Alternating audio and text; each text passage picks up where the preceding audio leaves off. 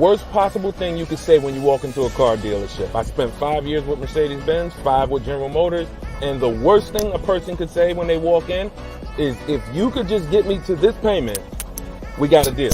So your loan's probably still like 19, which means you got to pay to get out. You're upside down. It's called negative equity.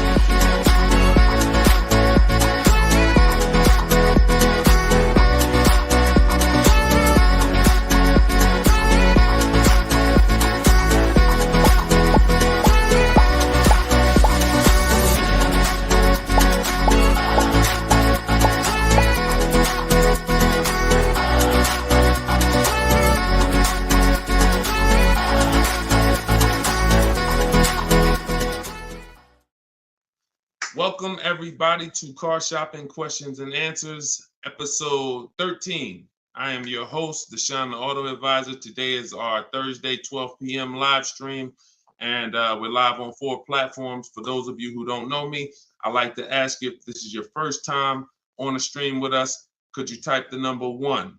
Can you type the number 1 if this is your first time on a stream with us?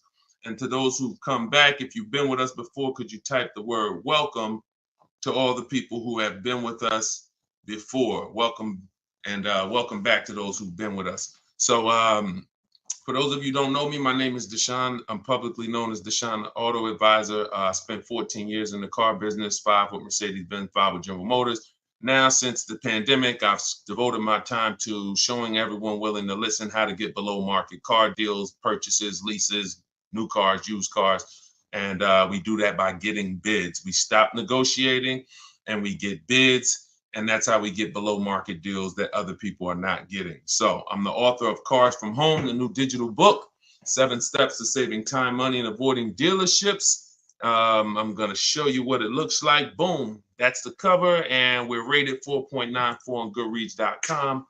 You can get yours for 75% off for the next 30 minutes. You'll see when you visit my TikTok bio or my Instagram bio or the link in the comment section that we have for you on YouTube and Facebook that there's a timer. The book is normally $97, but you can get your copy for $24 as long as you get there before the 30 minutes is up. So I would suggest you get it and come back and join the broadcast. So my man Dolan is moderating in the background. You guys can start typing your questions and we will start to answer them one by one. We'll be on for about an hour and we'll try to get through as many questions as we can in that time. All right, Dolan, once you have the first one, feel free to throw it up.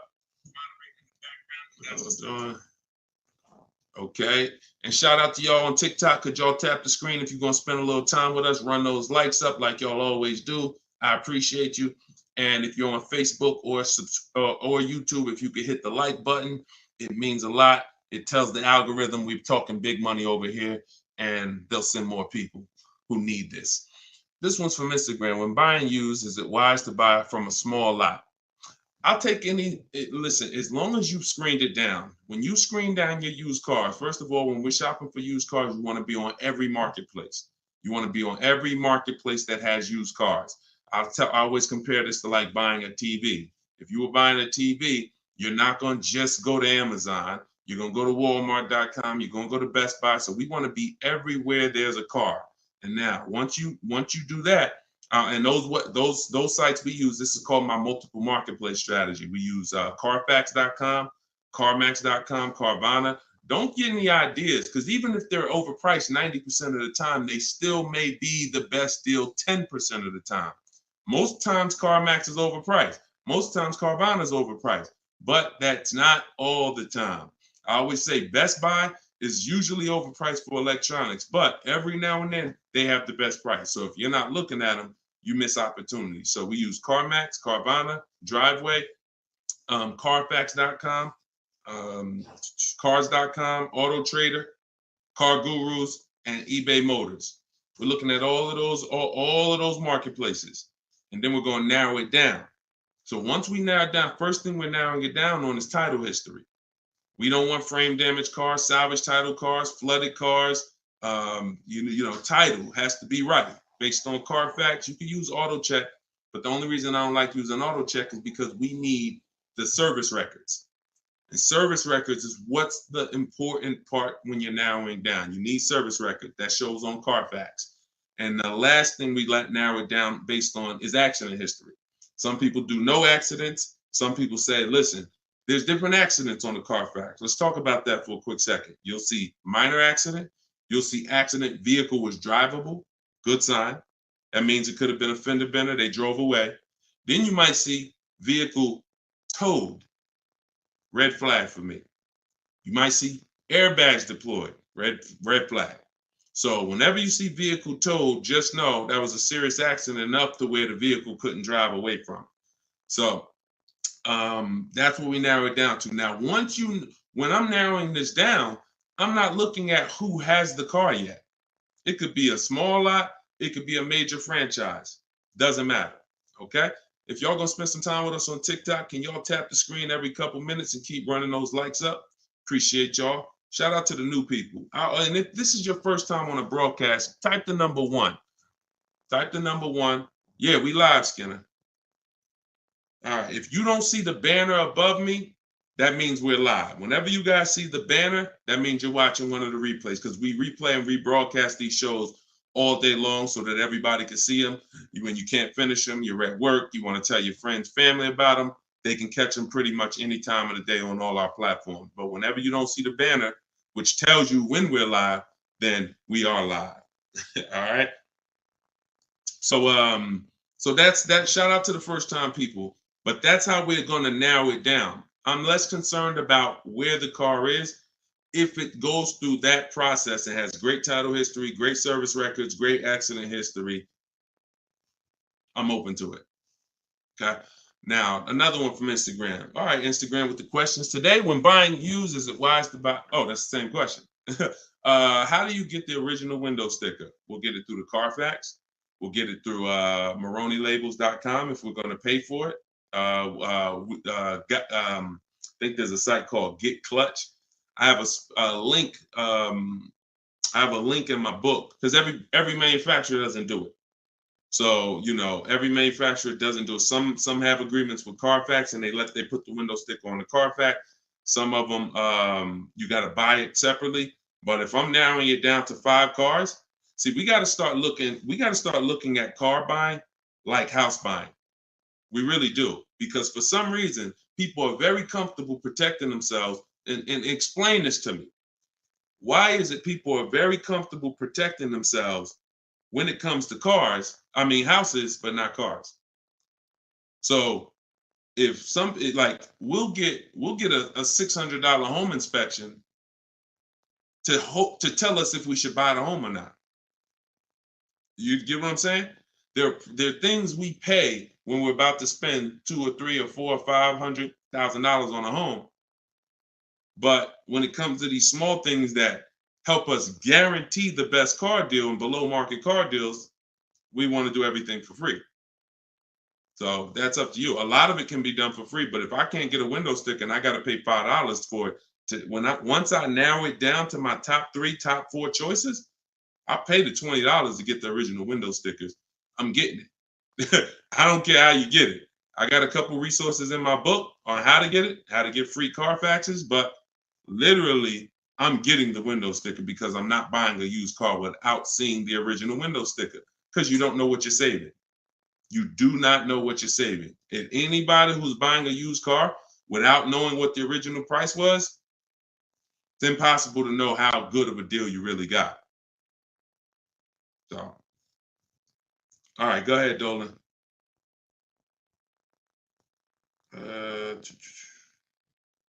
This one's from TikTok. How do you sell the lease car without the title?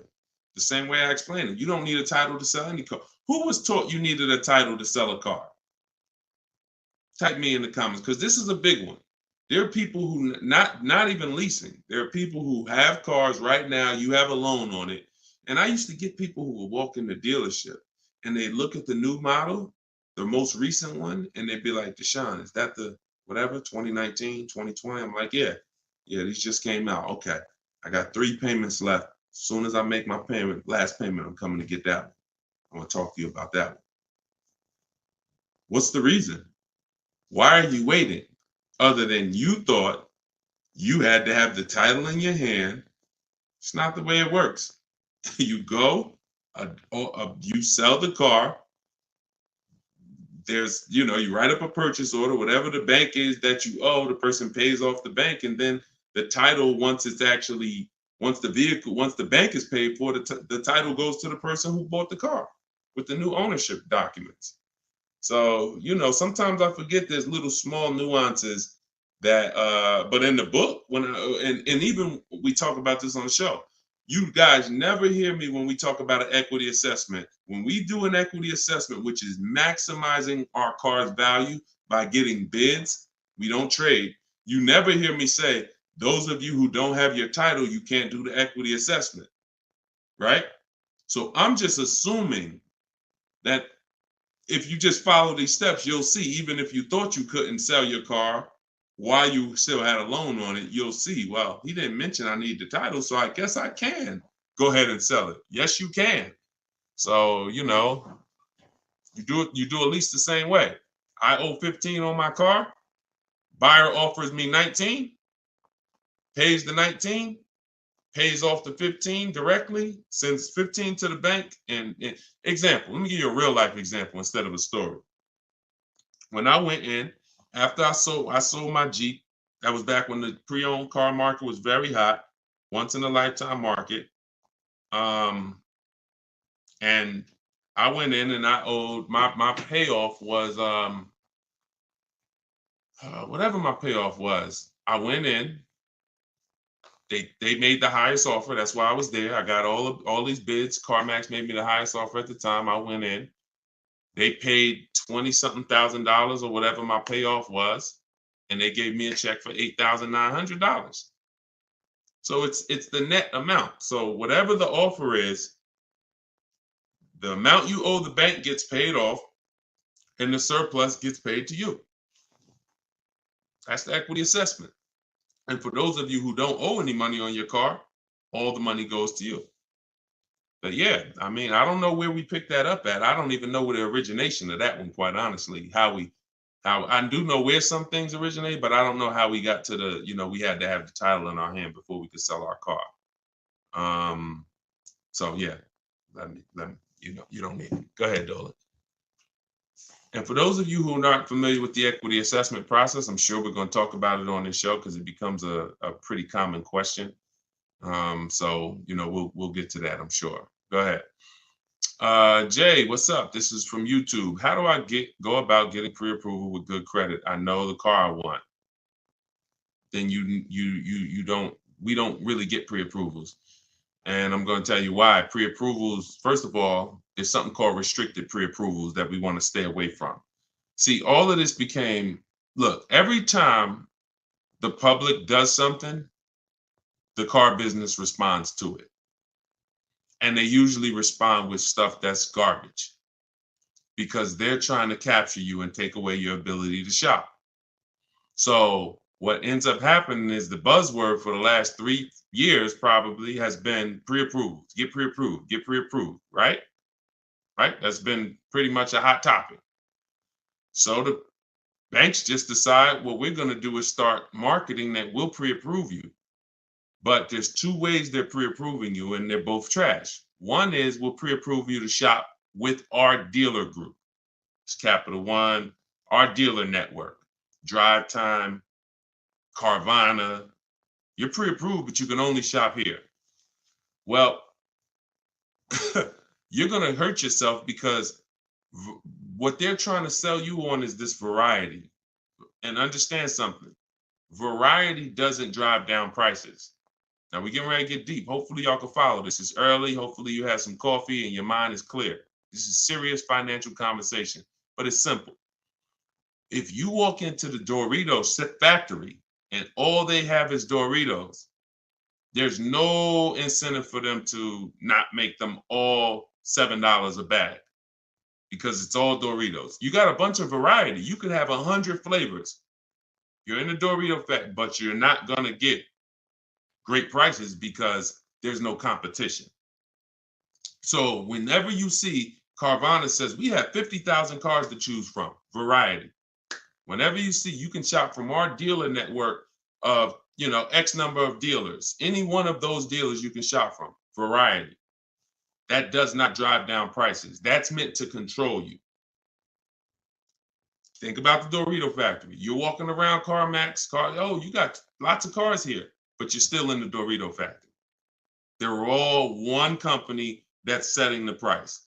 What drives down the price is competition. Competition is what drives down the price. So when these I have a whole section in my book on this, restricted pre-approvals.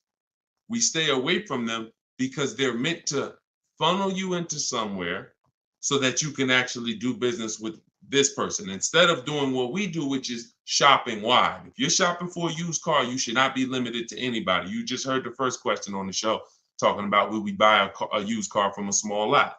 We buy a used car from whoever within 100, 150 miles of us has the absolute best value, best price, on that used car, highest discount from the original new price.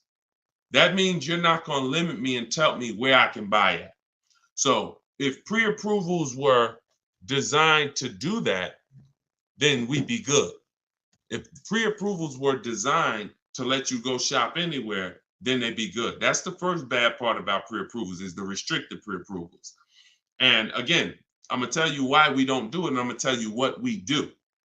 So the second thing that's bad about these pre-approvals that's being marketed is they want to do a hard pull on your credit.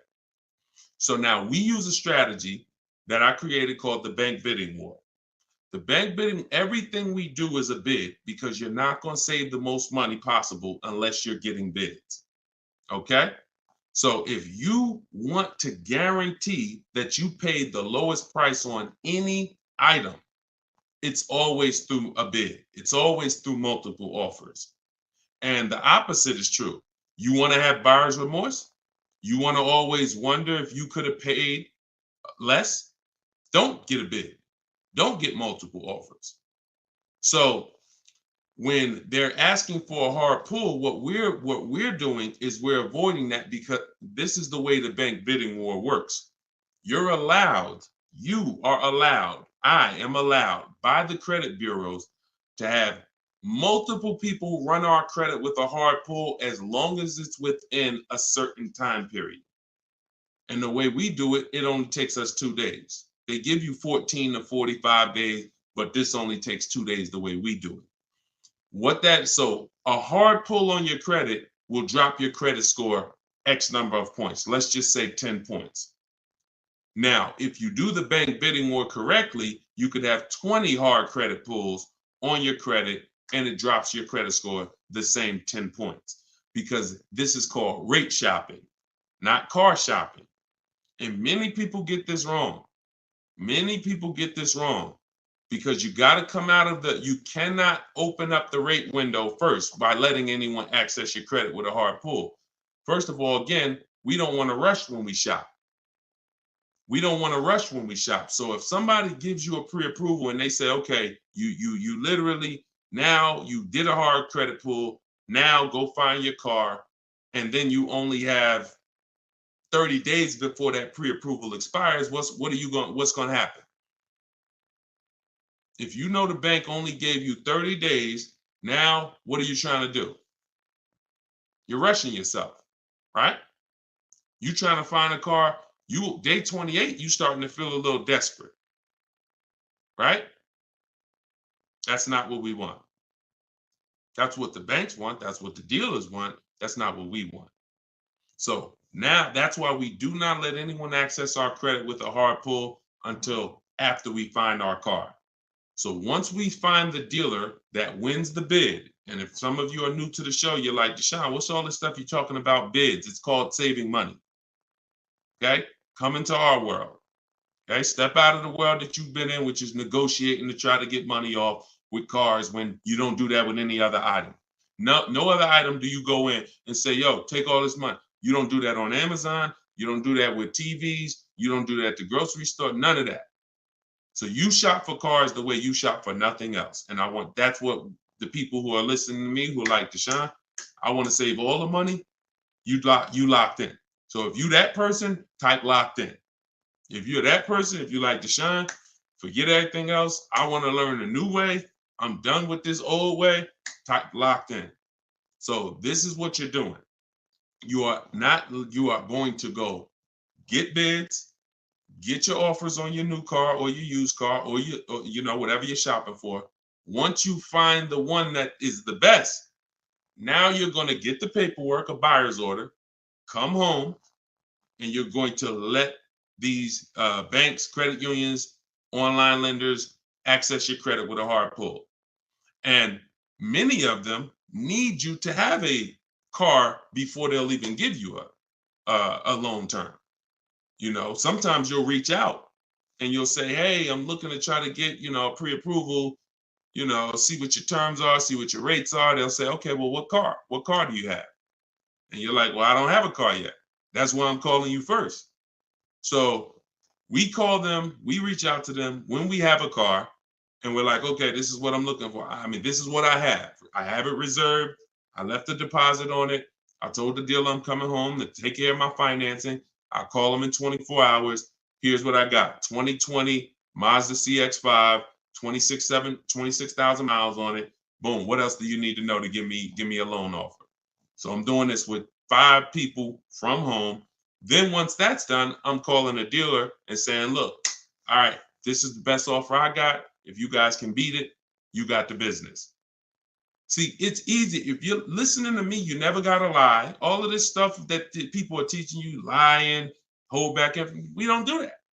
Dealers enjoy the 20% of dealers that are the great dealers that have the best prices. They love doing business with us because they're competing to beat all their competition. We find them, and then we give them an opportunity to win our business. We don't say, oh, no, I'm not letting a dealer run my credit. That's bad strategy. Dealer has 7 to 10 banks that they give millions of dollars in loans to a month. Why would you not want a dealer to be seeing if they could beat your rate? The only problem is if you don't have a rate and you're letting the dealer be your first option, that's a problem. We don't do that. But that's the bank bidding war. So I haven't added it to my book yet, but when you get my book, you actually get the book, and I send you the bank bidding war blueprint. And for all of you who got the book, if you happen to have gotten my book before I came out with the bank bidding war, send us an email and we'll send you the bank bidding war, because I plan to add it to my book. I update the book. That's why I told you I made it a digital book, because I come up with new stuff, new websites come out, websites go out of business.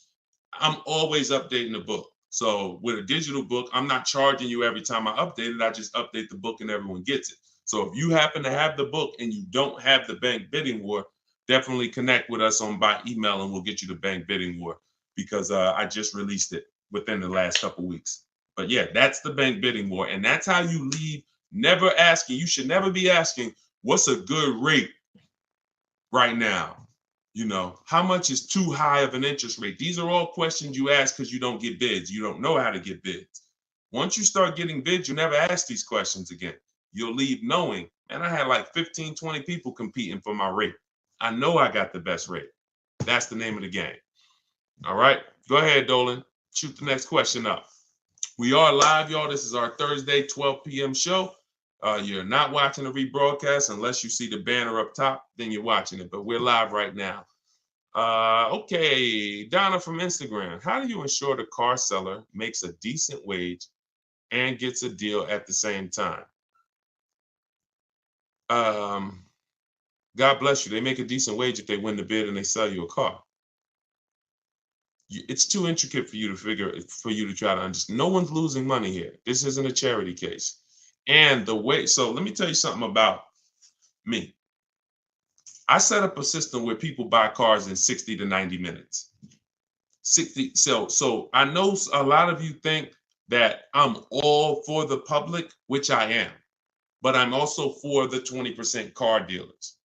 So I had to set up a system where both people win. The 20%. 80% can't survive in the world we're going to create. 80% can't win because they're not going to compete. They're going to give you high prices. All good. That's great. But the 20%, what we didn't like is spending so much time with people who don't even know a deal, don't know, like you're questioning every single thing because you don't have enough information. That's why. So you're nervous, you're defensive, hard to help you. I'll be sitting down with somebody, I'm sitting down with a customer and I'm making them an offer with a deal, and my manager is hoping they don't take it just because he doesn't want to sell the car for that cheap. But we're making them that offer, they're still questioning it because they don't have bids. So this created, this created nightmare situations for good car salespeople and horrible experiences for you. So with my system, you're online. The only time you're in a dealer is for 20 minutes to test drive the car. So when a person sells a car, if they're going to make a flat commission because they had to give away, there's something called a flat commission where you didn't make a lot of profit. I'd rather make it in 20 minutes. So the car salespeople who win our business love us. They love, all of these people that you see, and you guys know, I will share these people. I share everybody. Look, Tiffany, who used the book, she got $6,000 off of her Mazda just a couple days ago. That is, she didn't spend more than 20 minutes with the salesperson. I don't even know if that's the person she test drove the car with. It might not be. So this person who won her business literally is going to spend maybe 30 minutes with her total. So what? He's not making a huge commission. If he ends up making $150 flat, he'd rather, and I've asked car salespeople this over my years of educating the public on how to shop from home. I said, let me ask you a question. Would you rather, y'all being stingy with the likes on TikTok? Can we tap the screen if y'all spending time with us? Thank you. Can we tap the screen? Can we share? We ain't asking for money. We asking for just tap the screen if you're enjoying the show. All right. Don't ever listen. I'll be getting in my. Thank y'all. Appreciate you running it up. So when you see that, I appreciate you wanting dealers to make money. But the best thing you could do if you really want good dealers to be okay, is learn how to shop from home correctly so you can stop wasting people's time. So you can stop being with people for 2 hours, 3 hours, 6 hours that you don't buy a car from. That's really what I want you to do, because when you learn how to get cars in 60 minutes from home, car salespeople are going to love you. Because even if I didn't make a huge commission of $1,000 or $800 or $1,500 on this particular deal, that's okay. And $1,500 commissions are very rare. You had to make a lot of profit on the deal, 10 grand profit probably. Bring home 20%. Now you got to make probably 7 grand to 10 grand, profit, and people will make it. There are people who overpay. And so those people who pay average prices and above average prices, but we don't pay either. So it's the time. I don't care if I make $150 with you if I only spent 30 minutes with you. And the only way you're doing that is shopping online. You're not doing that. I've tried. I think I was pretty quick. There were some people quicker than me, but I certainly tried to go into, and a customer knows what they want. Come on in, Mr. Jones. I know what you want. We'll get this done very quickly. Hour and a half tops, 2 hours really tops, because you got the finance office. You got all this stuff that has to happen. We got to clean the car. So 2 hours is really, if on a quick deal. Most of them, 3, 4. How many hours you guys spend picking up your cars? Be honest.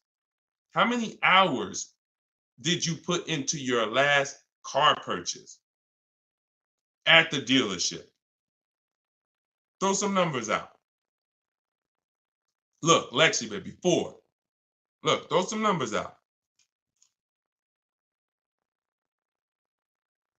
Okay, people don't what? We don't want to be honest. How many hours?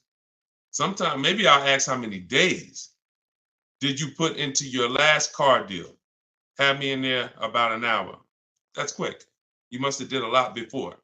Half the day, Thomas. That's more like it. Thank you. Thank you. Thank you to everyone willing to shit. And I had to come back the next day still. Thank you. Okay. So yes, I talk a lot about money. Look, 6 hours. Poobie Bear on Instagram. 6 hours. 4 hours. So no one that you're seeing here, I'll run down the list. Boom. Not only are these people saving all the money. Look, $690 a month on Toby's BMW. Greg, $527 a month, his $56,000 Kia truck. Look, Danielle, $550 a month for her Audi. Not only are they saving all the money, they're not in the dealer more than 30 minutes. That's why the dealers love them. That's why the dealers love us. I'm never going to create a system that's painful for car dealers. I would be hypocritical to do that. I created a system where when you use it, the people you do business with love you because you're like, man, listen, this is one of the quickest deals. Some of you saw when I got my Infinity truck. I wish I could find that video. Matter of fact, hold on. Before we go to the next question, because I don't want anyone, because some of y'all don't know me. Y'all don't know, okay, is this guy telling the truth? Is we really getting cars? This was me picking up my Infinity truck right here. This is when I got the Infinity truck. Hold on, I'm gonna find a video. I'm going into my hold on, where we at? Day five. Here we go. Look, let me share my screen. And I picked it up and I posted this on Instagram because I want people to know we really do this. We don't say we do this. We really do this. Look. Now, there we go.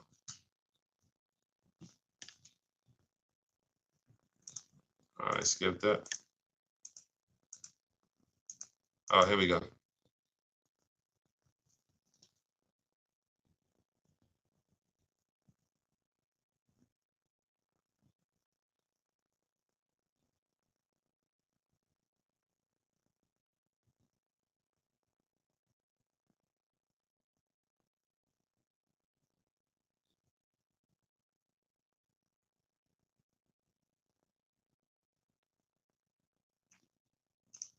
Boom. Do we understand? I know y'all can't see it on TikTok. You got to watch the rebroadcast because we're live on TikTok. We stream live from the device. Do you understand? This is not a game. This is not a game. If you when you learn that you've been conditioned to think that somehow spending time on my car deal means I saved all the money. No, it doesn't. No, it doesn't. Looking at multiple options, multiple offers while you sit at home, knowing how to screen those offers down so that you know you got the below market prices. Looking at 5 offers on new cars and leases minimum, 5 offers minimum because 80% of dealers are overpriced. This is what guarantees below market prices. You don't need to be in a dealer to get that. In fact, there's no way for you to get it in a dealer. I will be so bold to make the statement, and I'll just ask you, if you think you can get it, when you get your car, bet me $500 that I can't get a better price than you. That's what I'm saying. Bet me $500 when you get your car, any car you get, if you don't use what I'm teaching you, if you tell Deshone, all that stuff sounds good, getting bids, but I want to do it my way. Bet me $500 that I can't find a much, much better deal than you as soon as you get your car. I'm willing to put the money up because I know bids is what gets us these prices you guys see on the shows. Bids is what allows people to come in and save money. Okay? Did y'all see that? Could y'all hear that? Let me know, could y'all hear that when I was playing that? Were y'all able to hear that when I was playing it? Before I move on to the next question, before I have Dolan pulling the, why didn't y'all say something? See, we got too many people on here. We got too many people on here, y'all, for y'all to let me play an entire 1-minute video and not say you couldn't hear it. All right. Yeah, I don't know what to do. All right, listen. It is what it is. What I asked the guy was, how much time do we put into the whole process? He said 45 minutes. I said, take the test drive out of it. Take me and Monique test driving out of it. How much time did we spend? He said 20, 25 minutes top. Come on, lock in, y'all. Lock in. Go ahead, Dolan. Throw the next question up. Instagram. How do you tell the dealership you want to take the car to mechanic before purchasing? You don't. Dealership's not going to let you take the car to a mechanic before purchasing. It's too much liability. If you crash the car, if it has an accident, mechanic messes up the car, only thing you could do is have a company like yourmechanic.com come and meet you at the dealer. That's why whenever I'm buying a used car, I'm not taking it the same day. DJ Flay, I thought it was a silent film. This is hilarious. So yeah, we never take a used car the same day because one, we got to do it even if we're paying cash though. I mean, even if we're paying cash. But if you're doing the bank bidding war, we can't take a car the same day because we need to go home and we need to start the bank bidding war. But if you're paying cash and the car has a good warranty and you've done the math, okay, maybe you don't need to have a mechanic inspected. But if you want to have a mechanic inspected, then it's always I'm leaving a deposit, and then I'll have either my mechanic come. And again, this goes back to you're paying to protect yourself. I got a mechanic here that I've been using for years, me and my family. If I told him, hey, look, I'm gonna pay you, let me know when you got an hour and a half. I'm gonna pay you for the time.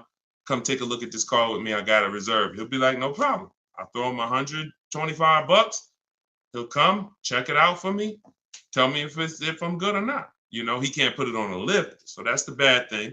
But again, it's better than me just thinking with my non-mechanic self, I guess the car looks good. Sounds good, I think. No. These are the things that we got to do if we want to protect ourselves. And understand, there's horror stories for a reason, y'all. Horror stories are very common. Cars breaking down. It's weird. All I can do is give you boundaries. And when I give you the boundaries, then you can choose what you want to do with them. You can choose if you want to, adhere to them. You can choose if you want to ignore them, but at least they're there. So yeah, I would always have, with no warranty on a car, I would always have my mechanic come out. And if you don't have a mechanic, then I pay a company like yourmechanic.com.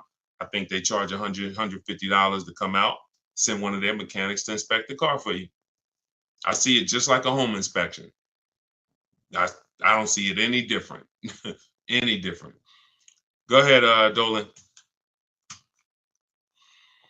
Okay, I had a financial advisor tell me get rid of my car. I did.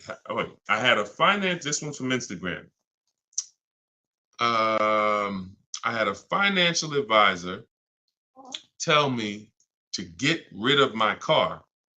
I did, however. I really need another one, but they repoed the vehicle. It's been around January. Okay, I'm trying to understand. So he told you get rid of your car, but you need another one. Get a very inexpensive car. It sounds like you're in a position where you need to get the least expensive car you possibly can. I call that a smart car, saving money at the right time. Cars that are, under 10 grand. If you're trying to get a loan on it, that's what you would be trying to get. But if they repo the vehicle, you're going to have a tough time getting I would get it. If I got my vehicle repoed, my next car is a small car.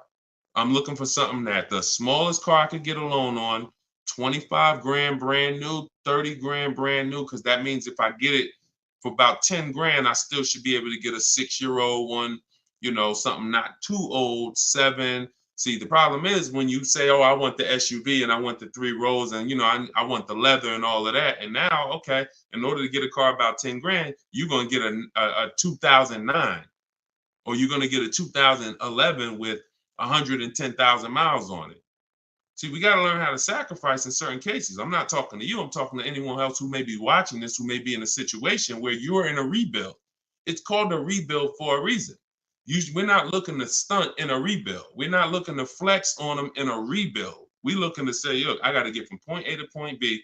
What I need is 2 things, a quality car, and I need to not miss any payments if I'm going to get a loan on this. So when you go out and you get, I got my credits are 500, but I'm going to go and I'm going to get a $20,000 car that they're going to charge, I'm going to pay 20+% interest on it. So my payment's going to probably be 600. Now I'm paying 600 and the $20,000 car may not even be a quality car, may got 80,000, 90,000 miles on it. So now stuff starts breaking. I got my $600 payment and now, the car's in the shop, but I still owe my 600. Okay, here comes another repo. So this is disaster. I've seen this. This is a formula. I call this the repo recipe. So if you're in a rebuild, the name of the game is seeing, first of all, Am I a long-term person, 8+ years, or am I a short-term person, less than 8 years? Because if you're a short-term person, your goal is to lease. You may not know it yet, but some of the people who've been on this show, you understand the depreciation curve. This is where you lose all the money right here. Year 1, 2, 3, 4, 5, 6, you're losing all the money. Once you get to about year 7, 8, it starts to level out. Your vehicle is not losing that much value anymore. That's when you want to own it. That's when you've won. That's not when you want to replace it. You don't want to say, hey, this is people. Oh, Deshone, I got 6 years of payments. Oh, I just paid the car off. Right when it was going to start leveling out depreciation wise. Oh, I'm going to get rid of it now. Lost all that money in depreciation. Now I'm going to get rid of it.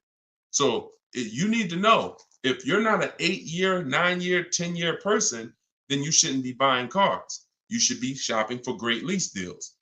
But you may not qualify for a lease right now. So your mission should be to qualify for a lease in the future, which means I'm going to drive a car that's not my ideal car. I'm going to drive a car I may not even like, but it's going to be reliable and it's going to be affordable.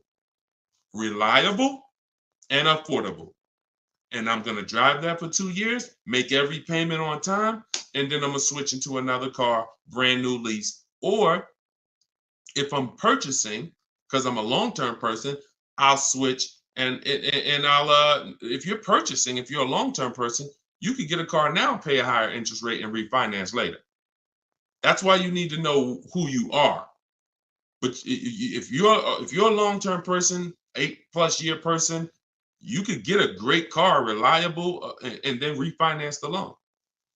But you got to know who you are, because I see tons of people all around this country in here who are not in a position where their credit is good, but you have not come up with a goal and understood leasing. So what you're going to end up doing is financing a very expensive car, 20, 30 grand, and you're going to end up with a lot of negative equity. And every time you go to change your cars every 3, 4, 5 years, you're wondering why you have all this negative baggage and why your payments keep getting higher, your cars keep getting lower in quality. And that there's a reason for that. That's the reason. I just explained to you the reason. It's like a snowball that you're rolling that's against you, versus what I'm telling you to do is to have a plan so that you know, all right, I can't qualify for a lease right now, but in 2 years I will. So I'm gonna make sure I'm not gonna do anything right now that's gonna mess up my chances of getting a lease in 2 years. And if I'm not a lease person and I'm keeping this car 8 years, then I gotta get a great car and I'm gonna pay higher interest. But when the interest rates come down, when I fix my credit in a year or two, I'm gonna refinance. 2 different people, but you must know who you are. We clear? We clear on that? Type clear if y'all clear on that. Okay? All right, go ahead, Dolan. Shoot the next one up. What are the benefits, if any, of buying an electric or hybrid vehicle? You need to know that. I mean, it's different for different people. Environment, some people, depends. That's a personal thing. A lot of people think that electric cars, I remember when I worked for Mercedes, we thought hybrids were good for people who drove a lot. So I was uneducated on hybrids. It's actually good for people who drive in the city, because every time you hit the brake, it would regenerate the battery. So that might just be Mercedes hybrids. That might be all hybrids. I don't know. But your reason for buying a hybrid or an electric car should be your reason based on your research. And so there's plenty of people, most people are not buying electric cars. Some people are. Some people buy hybrids. Frina was looking at a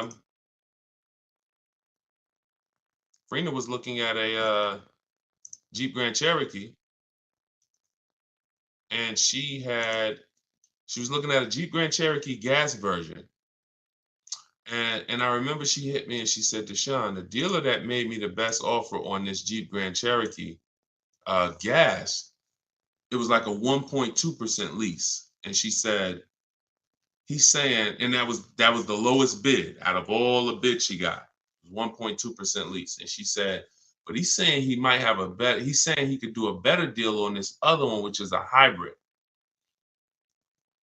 And she said, what do you think? Because she's in a private group. Everybody who wants to know about, my private group, you want to attend my free masterclass, it's in the comment section. You can attend my free masterclass. It's an hour long. It's called Everything You're Doing Wrong, Buying, Selling, and Leasing Cars. And it's in my TikTok or Instagram bio. You can go and you can attend the masterclass if you want to find out more about my private group and my coaching program. But she said, so do you think I should just like have him like rework the deal? I said, look, if you're going to switch cars, pay attention, y'all, this is very important. Even though he won the bid on the gas version, you want to make sure you rerun the bids on that car. She said, okay, because she said, based on what he's telling me, he could get me to like 1% on the gas, on the hybrid one. I said, okay, run the bids. She hit me 24 hours later. She said, you're not going to believe this. Lowest offer I got on the hybrid version is 0.88. Showing the deal right now. That was $579 a month. $66,000 truck. $579 a month. No money out of pocket. So if you don't rework the deal, what question was I answering that I got on that? What question was I just answering? Oh, there we go. Thank you. Thanks, Dolan. My man Dolan coming through for me. So she didn't have a preference necessarily of hybrid. That opportunity presented itself. All hybrids don't have incredible programs. So I think you make the decision, Natalie, on what you want, and then you shop the offers on that car. That's it. It's so many cars out here, y'all. It's hundreds of cars to choose from. Pick the one that you like, get the offers on them. And spend your time shopping. If you're getting a new car or a lease, you should be out test driving. This is the fun part. Eventually getting bids, that'll be fun for y'all because you'll be in control. But, for your first time, you're still going to be a little nervous. But the fun part is really getting in the car and going and test driving. All right. And going to another dealer, test driving. You're about to make a $40,000, $50,000 decision. Some of you more, some of you 80,000. You're buying luxury cars, $100,000 decision. Take a day and go and drive these products that they're spending millions of dollars on, hoping you would at least come test drive. I've had people that's like, oh, I want the Honda Pilot. Oh no, the girl said, I want the new Honda CR-V hybrid. I like the look. I said, did you drive it? Nah, but that's what I got my eye on. I said, go drive it. Once she went and drove, that's why we have a whole step in our process for this called shopping, not buying. She went and drove it. She said, yo, you know what's crazy? I like the look, but I ain't like the way it drove. I said, that's why it's important. Imagine if you would have did your whole deal online, got the thing delivered. Now in 3 months, you're sitting here like, you know what? I don't really like this. So don't discount your shopping experience, especially because using it our way, you only there 20 minutes. Don't talk numbers. Keep that rule in mind. That's in my book. Those of you who have my book know this. We don't talk numbers. Those of you who are like, what book are you talking about, Deshone? My new digital book, Cars from Home, 7 Steps to Saving Time, Money, and Avoiding Dealerships. That's where I'm teaching out of. Everything on this show is what I'm teaching out of that book. And you can get your copy for 75% off. It's normally $97. You'll get it for $24 in my TikTok bio, as long as you get there before the 30 minutes expires. Also in my Instagram bio, click that website, and then on Facebook and YouTube in the comment section. And if you happen to be watching us on TV, you can scan this QR code right here with your mobile phone and get yours for 75% off. All right. And now you have everything I teach in one blueprint in one spot. Okay, Renico from YouTube. 1 year into my Kia Soul lease, this was not the car I wanted. I want to trade the Soul in for a 2022 Kia Sorento. Is it possible, or should I wait for another year to lease the Sorento? Listen, great question. Perfect example of what I just said of why we don't discount the shopping process from now on. So you can't break a contract. The only way you can get out of the lease is if you can sell it. So you do the equity assessment. Now follow this. You're going to call your bank, call your leasing company. You're going to get the payoff. And then you're going to ask do I have a third-party restriction? Those are the two questions. Payoff, do I have a third-party restriction? Then go on the 6 sites, get your bids. Carvana, Kelly's Blue Book Instant Cash Offer, CarMax, AutoNation, Sell My Car, Car Guru, Sell My Car, Driveway. Every time you see, is your car lease, finance, or owned, you want to put owned, because you want the straight value. When you put lease, it triggers something on their website. So just always put owned so you can see the values. If you have a third-party restriction, you're going to have to sell to a Kia dealership. If you don't have a third-party restriction, you can sell to the highest bidder, provided you have equity. So if you see that, your payoff is 18 and the offers are 20, then you can get out.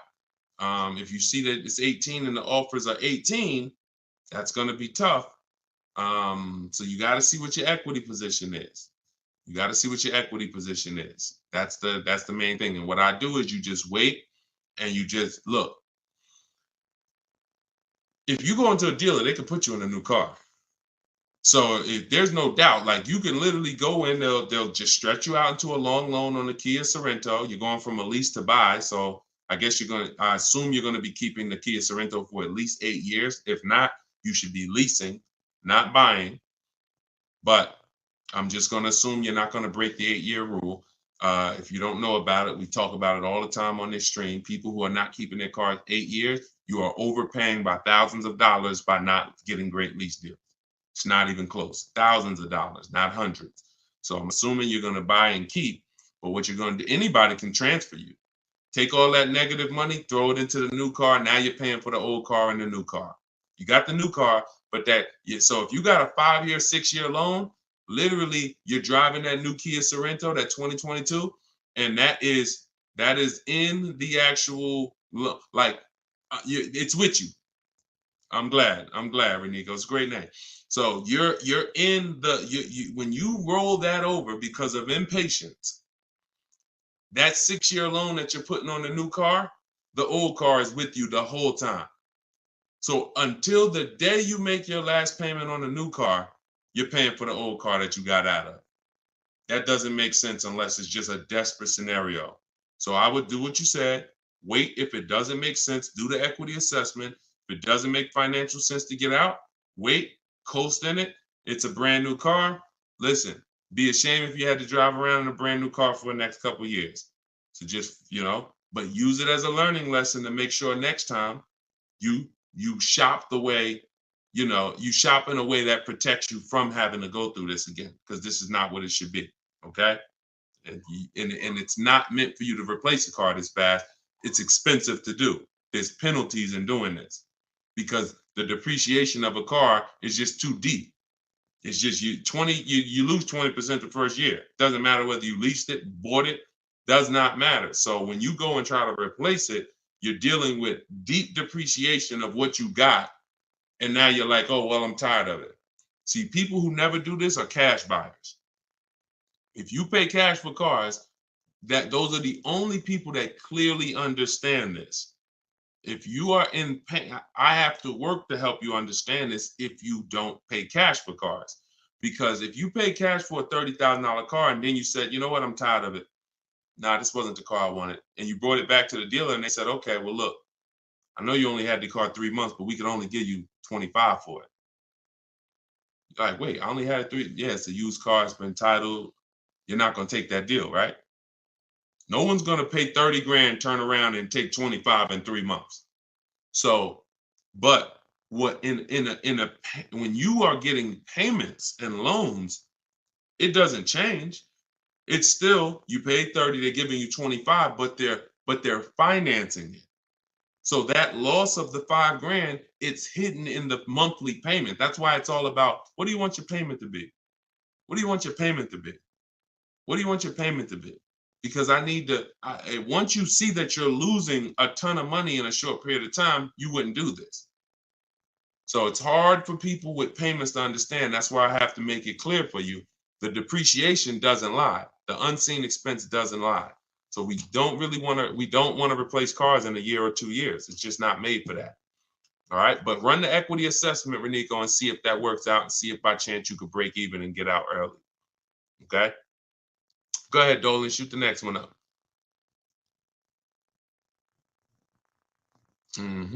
Okay, Precision Soundworks. A great part about following the book is when you're car shopping, you know what you're not going to get sucked into a sales number presentation. Amen. Just drive and say, I'll hit you up when I'm ready. Amen. I'm glad, and I'm so glad to hear you saying this, Precision Works, because I'm trying to teach people. All I can teach people is our world is different. And the world that they're in is painful. It's painful. But when you understand that you can be in control, when you stop talking numbers in the dealership, when you have the right online strategies, you're going to the website, you're getting bids, you know how to look at used cars, you're narrowing these things down the way I'm teaching you. Listen, there's not much that's in my book that I haven't talked about on these streams. There's not much that's in my book that I haven't talked about in my videos. The difference is it's step by step. So when you hear somebody who asks me about a used car, and then somebody asks me about a lease, and then somebody asks me about paying cash, and then someone asks me about, hey, how do I get the best loan? This is all different types of people. So you might be like, oh, this question is not for me. That question is not for me. So you have to piece it together. And if you can, God bless you. We're not holding back. But for those who are like Deshone, I just want the step by step, no interruptions in the process, no confusion. That's my book. So I'm glad you're enjoying the Precision Work. Make sure you send me your deal so I can bring it onto the show whenever you get a car. All right, go ahead, Dolan. Okay, Marisol, YouTube. I'm looking to buy a 2025 model car. Am I able to negotiate the MSRP price? If so, how low should I start? 5% off. So you're new to the 80-20 philosophy. 80% of dealers are overpriced. So I'm saying this based on the fact that, you know, I have 1,600 people I've worked with in my coaching program, in my video course, and then I have probably 5,000-6,000 people that have gotten my book. So I have people from all around the country since 2021 sending me the deals they get, reporting me the deals, offers. So whenever you see, look, somebody like Greg, he said, offers the range. Hold on, no, it was Charles. Whenever we see the range 1.2 to 1.66, I always tell people, if you don't see a $3,000 to $5,000 difference between your offers, you didn't do it right. Because when we get at least 5 offers because 4 are overpriced. So which means, and you don't know how bad they're overpriced. They could be $100 a month overpriced. They could be thousands, if they could be $3,000 overpriced, $5,000 overpriced. If you have some of these vehicles where they're marking them up, $5,000, $10,000 over sticker, they could be $7,000, $10,000 overpriced. You don't know. You just know. We know 4 out of 5 are overpriced. That's the numbers. So if you are by chance going in and thinking, I'm going to negotiate based on any made up number in my head, you're going to lose because you just don't know what the bottom is. You don't know what the bottom is. Feeling for the bottom is a bad way to go because you're never content. You always question, was that really the bottom? You think we could have did better? And you have no price assurance, which means if I said, listen, Marisol, you just got your vehicle, bet me $500 that I can't find a better price vehicle in 48 hours. You wouldn't take the bet. No price assurance. So what I want you to do is just scrap that whole strategy. And I want you to focus on driving the car, make sure you like it. Once you decide you like it, we're going to get 5 offers. You could do this your way by calling. You want to talk to sales managers, ask them, hey, I need 5 offers because 4 are going to be overpriced. That's just it. 80% of dealers are overpriced. 80% of dealers sell for all the money they possibly can. 80% of dealers don't want to compete with their competition. 80% of dealers are not going to go below a certain price. That's them. 20% is who we focus on. The 20% of dealers that want to compete, 20% of dealers that beat all their competition, 20% of dealers that save us all the money. And there is no way for me to tell you what that number is going to be because it's vehicle specific. When you get bids, look at Sean. I use Sean for an example. Sean got a $20,000 discount on his F-150 Lightning. That was his best deal. Over 20, look, $73,000. And you see, he revealed, he didn't know it was a $15,500 rebate, but the dealer, the 20% dealer that made him this offer, told him that. He didn't see that from all dealers he got offers from. Every dealer is not going to tell you all the rebates or if there's a rebate. He got another $4,900 from the winning dealer, and that was the deal. Kimberly saves $20,000 from her Maserati. Look, $86,000. The selling price was $66,261. That's 20 grand. Now, in the case of Eddie got a new Toyota Camry hybrid. He got bids, all the bells and whistles. He said, I was able to get everything I wanted plus more, $2,086.83 under MSRP. That was his best bid from reaching out to multiple Toyota dealers. $2,086 under MSRP. It depends. It changes. You don't know. And you can't take one big discount and say, Sean's not going to say, well, because I saved 20 grand on my F-150, when I go to shop for my Mazda CX-5, I'm expecting 20 grand. No, I'm going to shop the market, get bids, and I'll reveal what is the below market offer for a Mazda CX-5. In the case of his Ford, the below market offer was 20 grand off. In the case of Kimberly's Maserati, the below market deal was 20 grand off. But if we went in thinking these numbers are making up and saying, you know what, I'm going to try to get 5% under MSRP, we're losing. So scrap that whole strategy. Use mine. Or you could try to do it your way. Either way, 5 offers. Without 5 offers, you're not saving all the money and you will have no price assurance. 5 offers. In my book, I teach something called the 25-to-5 strategy.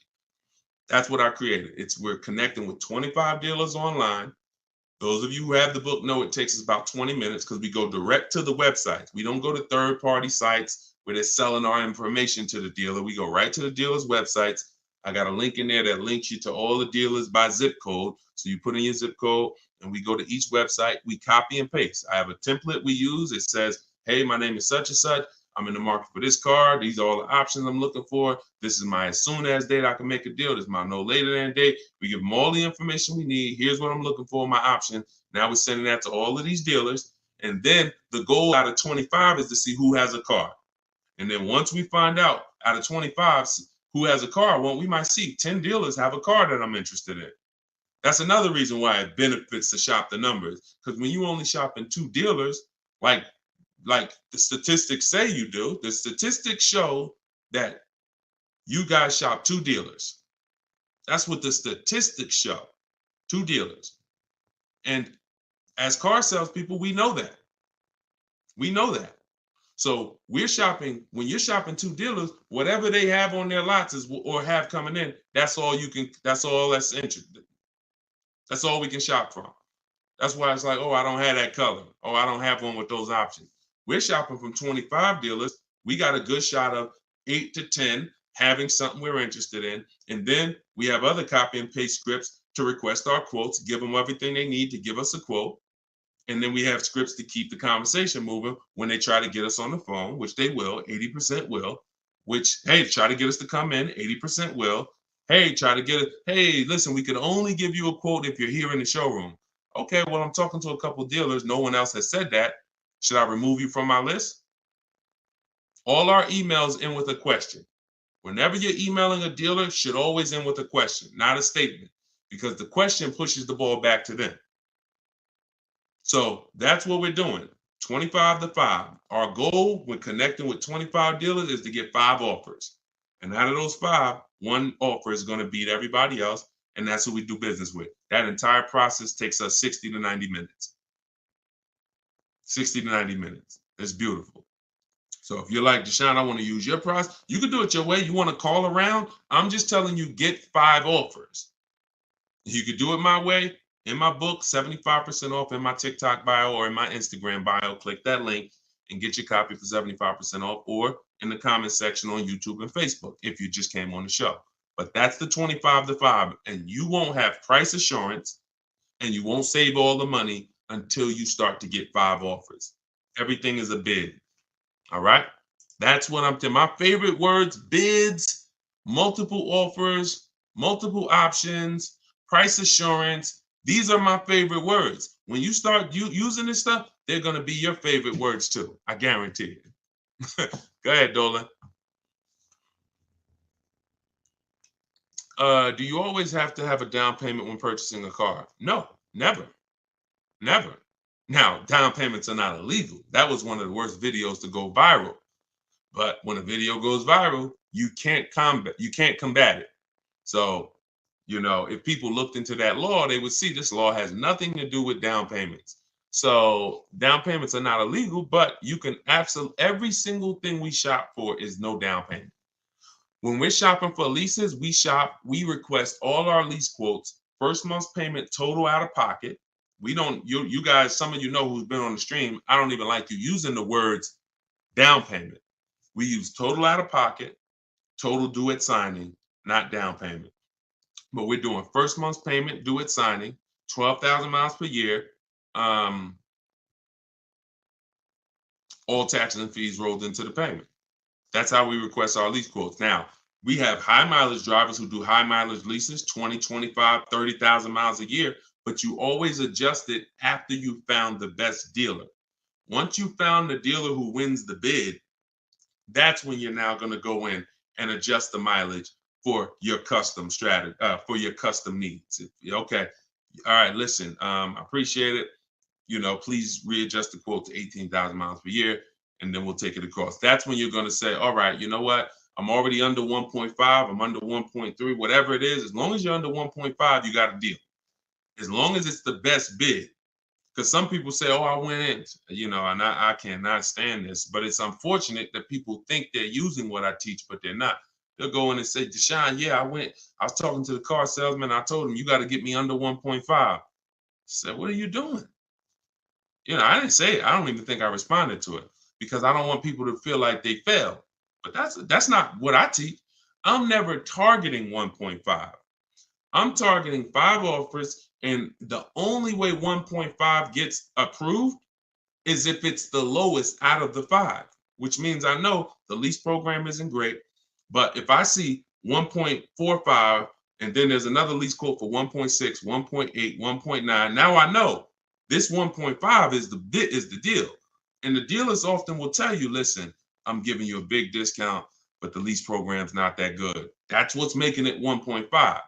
So I don't have a problem with that, but I'm never going in targeting 1.5, because if I target 1.5 and other people would have came in and offered me 1.3, 1.2, but I'm not getting bids, and I'm leaving thinking I won. No, I lost. So that's how we shop for our lease quotes. No money out of pocket. When we shop for our purchases, we're separating our loan, which is our monthly payments and our terms, from the car. So this is going to be easy for you once you really see that your loan is separate from the car. You are looking, if you're buying a used car, you're looking for the best price used car in the market, 100 miles, 150 miles. You're narrowing it down. Once you find a dealer who has that car, you've already won on the price of the asset. Check. Now we're going to handle the loan. And if you say, hey, I'm going to do this loan for this amount. Now I have a tool that, listen, some stuff is hard to explain because I actually created something called the Perfect Budget Calculator. Let me show you. So this is the Perfect Budget Calculator. Just so y'all listen, I'm gonna share this with y'all. This is in my book. And just so you know, the only reason that I can't explain this stuff, because how can I explain technology that I created? So this is the Perfect Budget Calculator. This is what it does. This is how we're able to shop with no money down. We enter the equity that we may have from our old vehicle. Let's say we're selling our old vehicle. All right. Or let's say we don't have an old vehicle. Put 0 there. Now we enter max down payment. Now this is a comfortable amount. This might be like, because this is how it usually happens. You know what? I could put 3 grand down if I had to. I don't want to, but if I had to, I put 3 grand down. Okay, that's what goes there. Okay. Then we use the average interest rate in the market. For the sakes of this purpose, let's use 7.99. Interest rates are high right now. Then we enter comfortable monthly payment. Comfortable monthly payment, $450 a month.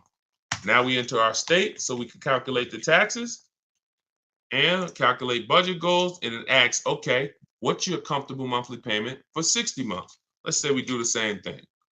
All right. And then it gives you goals, gives you 6 goals. This is your max vehicle purchase price right here. See, there's never been anything like this. This is why you go in saying, I don't want to spend more than $450. You end up spending $600. This is why you go in saying, you know what, I'm going to spend 30 grand on a car. You end up spending 32, 33 because you forgot about the taxes and the fees. We never shop with our max in mind. So this becomes our first goal. Our first goal gets us to our car, no equity, no down payment. Our second goal gets us to with a 5-year loan. Now, our second goal gets us to, if we get a car in this price, we can do a 6-year loan, no equity, no down payment. So this is where you need to be right here if you want to do no down payment. This is where you want to be. So you need to know, based on where you want to be payment-wise, and whether you're taking a 5 or 6-year loan, how much car can I afford? That includes the taxes and the fees. So there was no way for me to explain this to you. In fact, I used to have a 20-minute video that I walked people through, and it was a perfect budget exercise. We did all that manually. Everything that I built the calculator to do manually, you guys got to see it on the replay. Because if you're on Instagram or YouTube or Facebook, TikTok doesn't let us pull this streaming software in. So you guys got to see it on the replay. You could go watch the YouTube videos right after the show is done, and you can see how I just showed you this. Or if you get my book, you can actually use the perfect budget calculator in 5 minutes. So what that allows you to do is go in knowing where your starting point is, knowing where your max vehicle purchase price is. That's how people go over budget all the time. Going in, all you have in mind is math. Oh, I don't want to be no more than $450 a month. $450 a month. That's all you're thinking about. Or if the bank tells you, okay, you're pre-approved for $30,000. What does that actually mean? Okay, great. I'm pre-approved for $30,000. What does that mean? 5-year loan, 6-year loan? What about my payment? My payment, I don't want it to be more than this. Plus, I got $2,000 I could put down. How does that factor in? So when you get to the max monthly payment, when you get to goal 6, using the perfect budget calculator, you are using a 6-year loan, your max loan, and your down payment, but you're still under budget. So anything below that, you gotta there's no easy way for me to explain it to you. That's why I had to create a software that actually does it for you.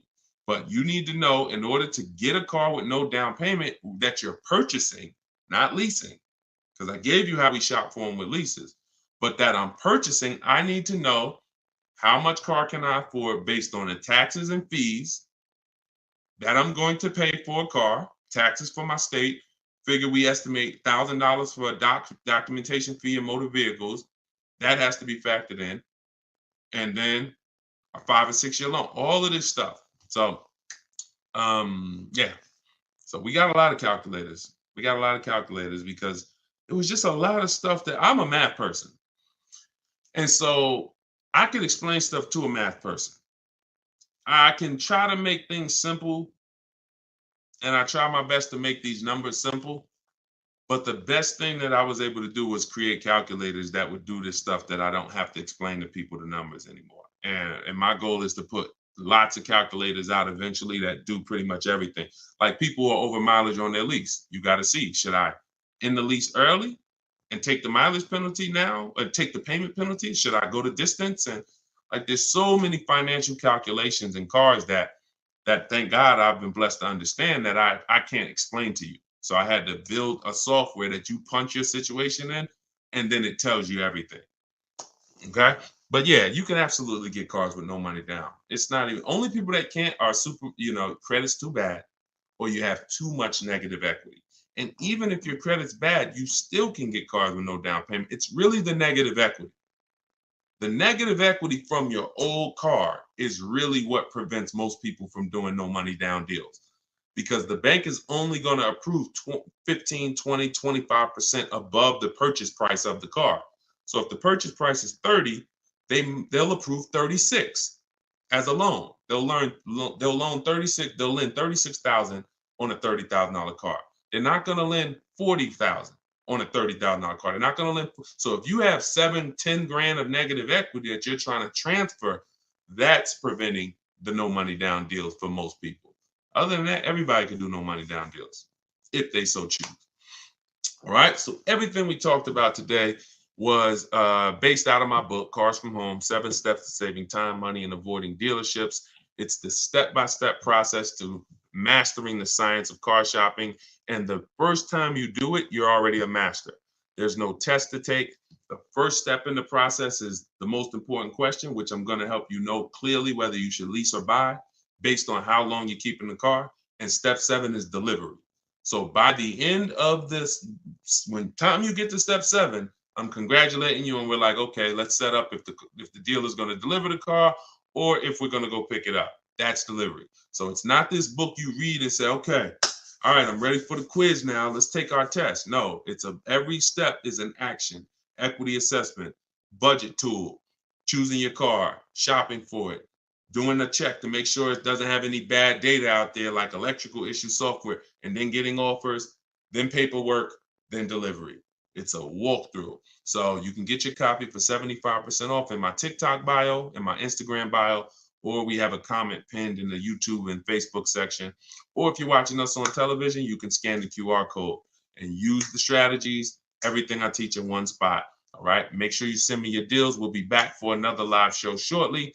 If you're watching the broadcast, if you're watching the rebroadcast, you'll see the times that we're live. For those of you who want to attend my free masterclass, Everything You're Doing Wrong, Buying, Selling, and Leasing Cars, that link is also in the comments, and it's also in my TikTok and Instagram bio.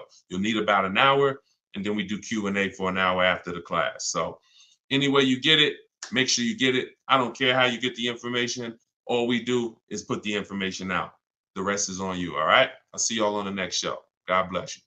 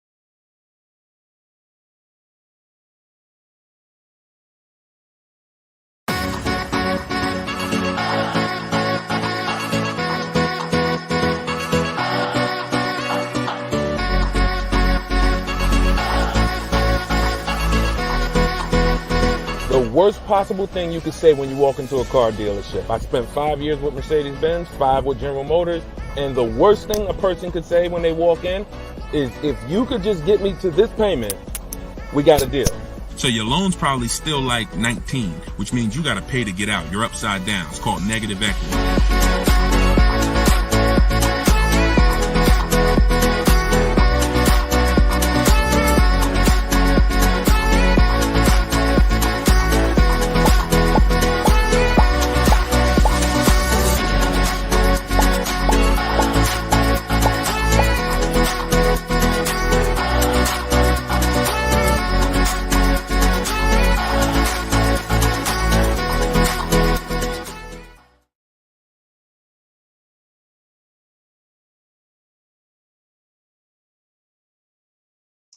Welcome, welcome, welcome.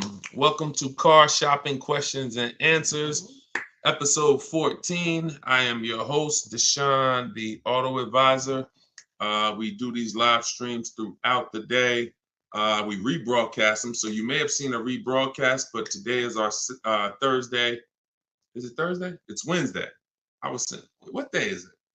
It's Thursday. Thank you. Our live broadcast, and we do rapid fire Q&A. We are streaming on 4 platforms: TikTok, Instagram, YouTube, and Facebook. So you guys can start taking your questions. Yeah, I see you, real Zubir. I see you. We're live right now. And whenever you guys don't see the replay banner, that means you're watching a live show. So we do replay these broadcasts all throughout the day so that, you know, if you can't watch them all, you can tell your friends, your family. But whenever you don't see the live replay banner, that means we're live. So you guys can start typing your questions, and we'll be pulling them in from all 4 platforms. So just go to deshonsbook.com, Mr. Silver. I see you on TikTok. The people with the TikTok browser were having a problem getting the book, but some people said they were able to get it on TikTok. So just try typing deshonsbook.com into a browser, and you should be able to access it. So as you come in, start typing your questions, and we'll start getting to them. For those of you, if this is your first time ever on a live car Q&A with us, can you type the number 1? We always like to know who's the first time person, first time ever on a car shopping Q&A with us. Type the number 1. And if you have been here before, then I want you to send I want you to type welcome to the people who are first timers. Reginald, what's going on? I see you, Reginald, on YouTube. I see you flip apart on Instagram. Sweet Major, I see you. Herman, I see you on Instagram. Real Zubir, I see you. Mr. Silver, welcome back. I see you on TikTok. If this is your first time with us, type a number 1. We welcome you. My name is Deshone the Auto Advisor. As I said, I spent 14 years in the car business from 2006 to 2020. Left after the pandemic, never went back to Mercedes, and have been teaching people who are willing to listen how to save the most money, get below market deals, guarantee their best prices, their best interest rate, their best deals, car shopping online, getting bids instead of negotiating. So it is an entirely different science, but we go deep on it here. So feel free to ask your questions, and we'll start getting to them one by one. Everything I'm going to be teaching out of in this stream is out of my new digital book, Cars from Home, 7 Steps to Saving Time, Money, and Avoiding Dealerships. And we're going to put a comment for you guys in the Facebook comments and in the YouTube comments. We just like to get the housekeeping done so we could get right to the show, because, you know, once we get to the questions, we don't turn back. We don't stop until the hour is done. So we'll be here for about an hour. So we're posting a question now. Those of you who want the book on Instagram, it's in my bio. It's in my TikTok bio, and you can get yours for 75% off. You won't pay the normal $97 price. So let's get to it. All right. Let's see. We have Instagram. My car is out of repo and it was bad deal from jump. What can I do? Okay, so you got your car out of a repo. All you can do to get out of a car is sell it. That's it. You could sell it. Now normally you might say trade it, but we don't use the words trade here. We use the word sell it. So whenever you are, because you're not going to get the most money trading. So you want to do something we call an equity assessment. You want to find out how much you owe, call your bank. And this is the first step for everyone. If you have a car right now that you need to replace, I want you to stop thinking about trading, and I want you to start thinking about getting bids on it. Okay? No matter what you have, if you have this phone right here and you said, I'm going to trade this phone for something, are you going to get the most money for the phone? Think about that. Think about that. Yes or no? And always stay close to your keyboards, because we dialogue here, okay? I ask you questions. I need you typing fast in the dialogue. If you had this phone right here and you said, I'm going to go trade this phone, that's different than you getting bids on it and seeing what's the most money somebody would pay for this phone, Okay, so that's what we do when it comes to our car buying process. So you're gonna call your bank, find out what you owe, and then you're gonna go to CarMax, Driveway, Carvana, Kelly's Blue Book Instant Cash Offer. Do not use KBB.com. It's a marketing site. And all it is an algorithm. It's algorithms trying to tell you what your car is worth. We're past that day. The world we live in now, we can get offers. And that's what you want. That's all that's important is offers. So Kelly's Blue Book Instant Cash Offer, Car Guru Sell My Car, and AutoNation Sell My Car. That's 6 people who are competing to buy cars every day. And that's where you want to go. Once you go there, you'll be able to see if you have equity, means you could get out very easy. So if you owe 15, but your highest offer is 20, that's a 1-hour inspection. They'll cut you a check and you got the equity. That equity is cash money to you. You put it in your bank, you can use it as a down payment. If you have negative equity, that's a different story. You're going to need to account for that. But the first thing you must do if you are replacing a car is an equity assessment. Okay? That's step 2 in my process. After we decide leasing or buying, and I'm sure we'll be talking a lot about leasing versus buying while we're here. So, all right, let's go. Keep the questions coming and type out your entire question. Try to get it in one shot so that we can see it all. But that's your first step, the real Zubair. Do your equity assessment. If you said you owe quite a bit, you gotta do the equity assessment and get real numbers. Let's get out of the gray area. I know I owe a lot. Oh, I got some equity. Oh, I got some negative equity. Let's get hard numbers so that we can move to the next step intelligently. Okay? Car buying is all about the numbers. Oh, it's still in repo. Then see if you can get the cash to get it out. That's it. I mean, if you can't get the cash to get it out, then what are you going to do? If you've had a car repossessed, they give you some time to come redeem it. You got to come up with the cash.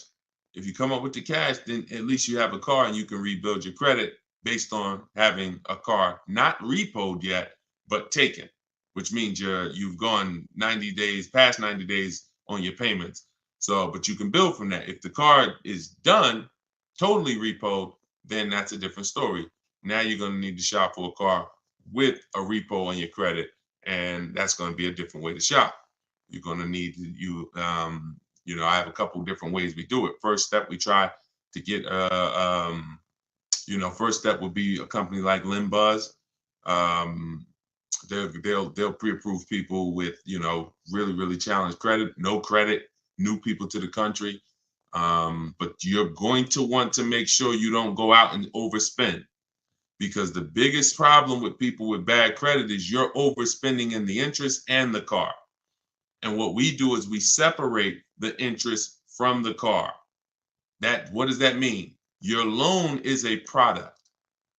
Your loan, I know here's what you've typically done. You've given the car dealers 3 transactions. And that's why you can't get good deals. When you go and trade your car into a dealer, that's a transaction. You sold them your car. That's why on that buyer's order, there's a specific part for your car. They're buying your car. That's a transaction. Another part of the transaction is you bought a car from them. That's a different transaction. And then if you got your loan from them, that's a third transaction. So there's no way to get a good deal when you're giving dealers 3 transactions or 2 transactions and you haven't gotten bids for either. Break this down a little bit more before we go to the next question. There are companies that want to lend you money. They don't sell cars. That means they're willing to compete against other companies that want to lend you money. That means if this company is giving you an 8% interest rate, this one might give you a 7% interest rate, this one might give you a 6.2% interest rate. They're willing to compete. You need to bid that out. You need to bid that out. See, the only way we have price guarantees, what's going on, Trini, man? Good to see you. The only way we get price guarantees is by bidding our business out. So there's companies that only want to buy your car from you. Those are the companies I named like 5 minutes ago during our equity assessment. They don't even sell. They're not interested in selling your car. They like to, but they're also interested, hey, we just want to buy your car. Even if we can't sell you one, we'll buy yours from you. You should be bidding that out. Type $ if you're clear on that. And then when you buy your car, you're bidding that out. So when people with bad credit usually go and don't have a strategy like the one I'm telling you, you're going to go and overpay because you're mixing the loan with the car. You're going to a dealer saying, hey, I like that car, get me approved. So you didn't even get a bid to find out, was that the lowest price car? Because some people think all dealers' prices are the same. They're actually all different. And look, only you know, but I know, I've been doing this long enough to know there are people who've been taught every Nissan dealer is the same price.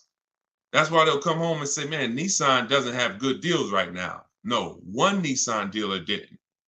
So you have to, when you're shopping for used cars, you want to be looking at all the inventory to see who has the best price used car.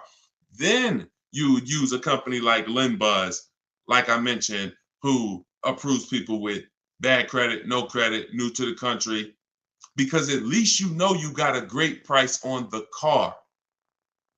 See, if I'm going to pay 20% interest because I just had a repo, that's between me and my lender. Do we understand? Most times when you have bad credit, it's between you, the dealership, and everyone else in the dealership. They know you have bad credit because you've been there for 10 hours. How'd you get here at 9 a.m. with me? We both walked in the door and I left at 12 and you still sitting in the waiting room hoping they get you approved. Everyone in the dealership knows you have bad credit. That's the way it is when you're mixing the credit and the car and you have bad credit. So what you need to do is be doing what I'm telling you, shopping for your car, finding the best price car, and then trying your best to find a company. You can try LendBuzz, as I said. But if you're overpaying for the car, if you're just walking into a dealership that you like, oh, I like that, and you think you're going to just have a good time getting approved, you got to understand, you could overpay by $3,000-$4,000 for the car itself, and then you're going to pay 20%, and you're just burying yourself. And that's what most people are going to do, unfortunately. That's not what I want you to do. Okay? So we'll talk more about our online shopping system, new car. I'm sure as we go through more questions on the stream, we'll go more deep into our online shopping system. But that I need to give you, if you have bad credit, challenge credit, repo, you need to have an overview of what your plan should look like, and that's what it is. Shout out to the people running the likes up on TikTok. Appreciate y'all. If you could tap the screen every couple minutes, if you're getting value so far, tap the screen. All right, let's go to, I see you, Uncle Hassan on TikTok. Let's go to you and type your questions, y'all. We're going to try to get to as many as possible. 23 Outback Wilderness, 9,000 miles, certified pre-owned. Should I get a warranty and what would be a good price? Well, you bid out the warranty.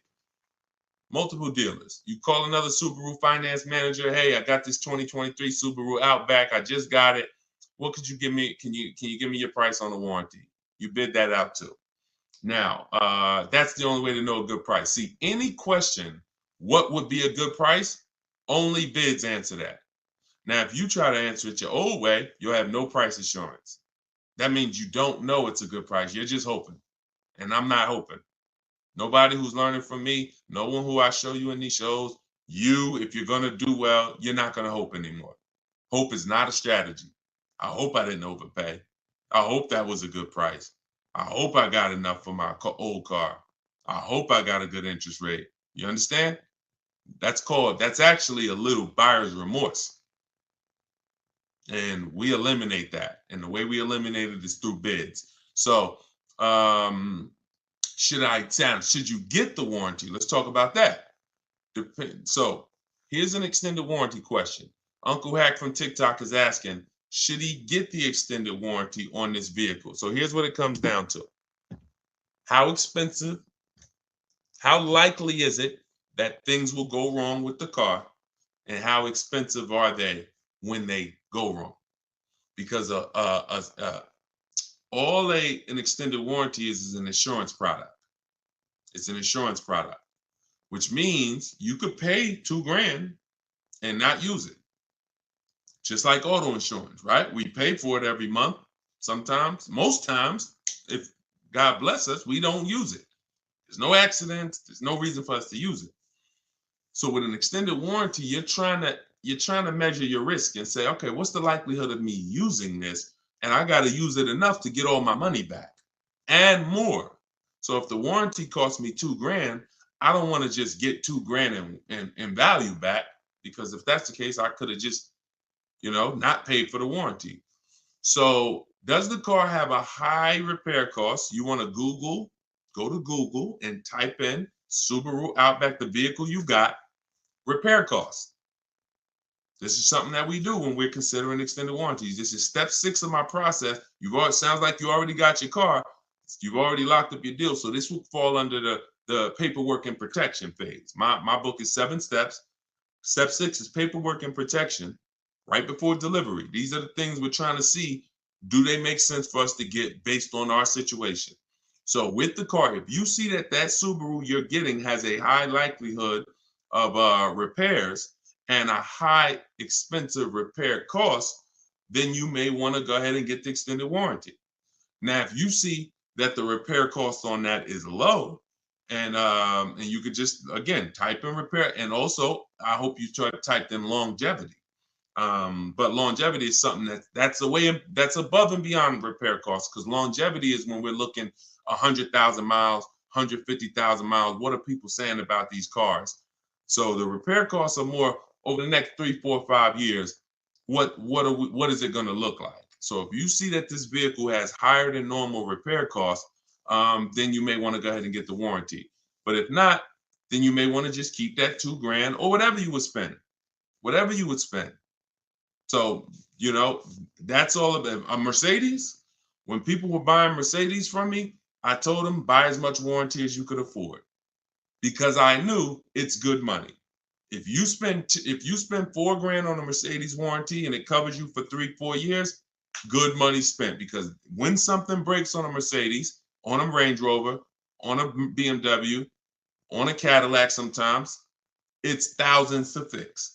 So one repair on that vehicle could cover the cost of the warranty. But there are other vehicles on the other side of the spectrum, Honda, Toyota, Lexus. There are plenty of vehicles on the other side. Mazda does well. So you want to see where your vehicle is, where your specific vehicle is, and that's how we're assessing our risk. Everything we're doing with an extended warranty is a risk. It's a risk assessment. There's no hard rules, no hard yes. It's literally just trying to assess your risk and making the best choice you can. Okay, Peter, what's going on? Peter from TikTok. 2022 Pacifica, 51,000 miles.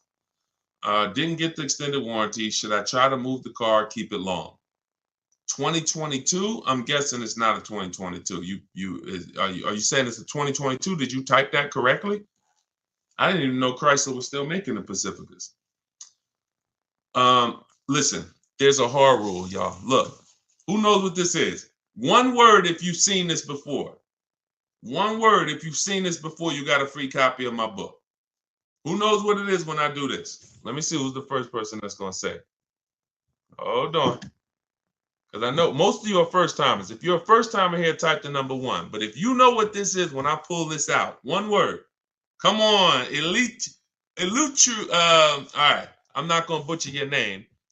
But yes, you got it. Elutrio. Depreciation. So I want you to send me an email. If you're on my email list, I think you are, because you got the notification of the broadcast. Send me an email, and we'll need your email. We'll send you a free copy of my digital book, Cars from Home: 7 Steps to Saving Time, Money, and Avoiding Dealerships. Because you're on point. This is depreciation. Whenever we think about replacing a car, this is how we have to think about it. Am I replacing a car when it's losing or lost its most value? This is what people usually do. You buy a car for $30,000. You bring it back the next day, it's worth $24,000, $26,000. You're like, wait, how did I lose that much money in one day? That's what it is. The car's been titled. It's no longer worth what you just paid for it. So, and the more you overpay, the more you lose, because it doesn't change. You could, if you overpay because you don't have any strategy and you end up paying 33, that car's still worth 26. That car's still worth 25, whatever it was going to be. But a year later, you buy a car for 30,000. What's it worth a year later? What's it worth? What if you buy a car right now for 30,000? What's that car worth 1 year later? Average miles. So we're answering Peter's question because he's asking, should he be replacing his car? And then every one of you who are not keeping your cars 8 years, you need to be thinking like this, because I'm about to show you that you're losing a lot of money by not leasing. Thousands of dollars. Okay. I don't think it's worth 10,000, Ken. You buy a car for 30,000, a year later it's probably worth 22 with average miles, 23 with average miles driven. That's the unseen expense. That's depreciation. Goes down like this. So you lose big percentages of your car's value every year in the form of equity. So whatever your car was worth today, a year from now, if you just recently bought it, you're going to lose a large percentage of the value. This is why when people say, and you might have said it, well, I don't lease because I like to drive as much as I want. I don't want to pay for the mile. Well, first of all, you can lease up to like 30,000 miles a year. Second of all, you pay for the miles whether you drive the car or not when you buy it. Well, let's go deep on this. If you park a car outside your house right now and you leave it there for 1 year, never drive it, you come back a year later, it's not worth what it was, right? Right? Right? Right or right? Okay, I want to make sure you're following this, because everyone who hasn't seen this lesson on depreciation, you need to burn this into your brain. It's very simple. It's this like a high school kid could understand what we're about to go over. So a car that you bought for 30,000 this year is going to be worth 23,000 next year with average miles, and then it's going to be worth 18,000 the next year, and then it's going to be worth 16,000 the third year, and then it's going to be worth 14,000 the fifth year. It's going to keep going down, but there's going to come a point in time where it's no longer losing that much money. Who has a car outside right now? If you've had it for at least 8 years, tell me how many years you've had it outside right now. Type the number of years, not if you've had it for at least 8 years. Because I want to let Peter know that if he's not keeping his car for at least 8 years, he should be leasing. He should be shopping for great lease deals, not great purchase deals. And there's no way for you to get a great deal if you purchase when you should have leased. It's no way. And I'm going to show you that too. Okay, so tell me, let me know. Let me see. How many years have you had the car outside? So Al, I see you've had it for 14 years. Let me know. Who's had a car outside? Tell me the number of years. Greg, I see you, 5 years. Shakita, I said more than 10. Gigi Sweet Treats, I see you on Instagram, 9 years. Jose, 20 years. Okay, Jose on TikTok with the 20-year car outside. Helen, 10 years. Sprice on Instagram, 12 years. Okay, this is what you got to understand. All these people that you're hearing answer, if you are like not an 8-year, 10-year, 12-year, 20-year person, they're not like this with their depreciation anymore. They're like this. What does that mean? The same amount their car is worth today, a year from now, it's going to be worth about that. If their car is worth 7,000 today, it's going to be worth probably 6,500 a year from now, 6,600, 6,700. This is the only benefit of purchasing compared to shopping for great lease deals. So if what you're doing, you heard me 3 minutes ago talk about the money you're losing when you buy these cars in the short term, 10,000. You're losing 1,000, 5,000 this year, 3,000 this year, 20.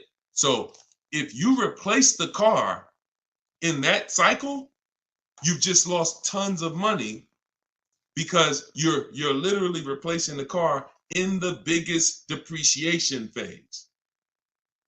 And I always say cash buyers never do this The only people that do this, unfortunately, are people with a monthly payment. Because what you're doing is you haven't clearly see, what I'm showing you is the value of the asset, the value of the car. The value of the car isn't your loan. The amount you pay for it isn't your loan. That isn't the value of the asset. The asset is what's losing value every year. That's why some of you, when you high mileage drivers, if you're a high mileage driver, type HM. If you're a high mileage driver, type HM. You'll see that the asset loses your loan. You get a regular loan, but here's what you're doing. Because you're driving so much, you're destroying the car, the asset's value. Instead of you losing three grand like the average driver, you put 20,000 miles on your car, you lose 6 grand. Then you lose 6 grand. Then you lose 3 grand. So your car is worthless because you're the asset, but the loan is the same. The loan may be the same as a regular person. So you have to distinguish this. This is what you should be thinking about. And in the 2 year, anytime you get into the mood of replacing a car in 2 years or 3 years or 4 years or 5 years or 6, this is what you should be thinking about. I'm replacing my car. Some people will pay off their car, take a 6-year loan, pay off their car, and then go trade the car in and do it again with another car. Soon as they pay off the car, just go get another 6-year loan, pay it off, replace it. Just vicious cycle of money being thrown away.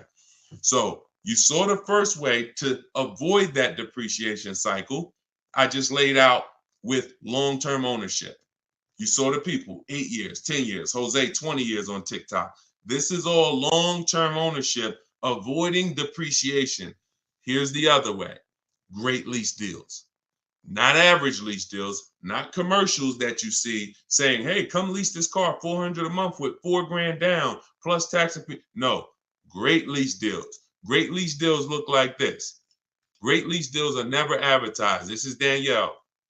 Look, Audi A3, got bids, $44,000 vehicle, $550 a month. No money out of pocket. $44,000 vehicle. Now, some of you know every $5,000 on a loan is about how much per month. I'm talking to the people that's been here, but some of you might have saw it in my social media videos too. Every $5,000 on a loan is how much per month. Thank you. Okay, dang, Eleuterio, you are totally on point. It's $100 on a 5-year loan.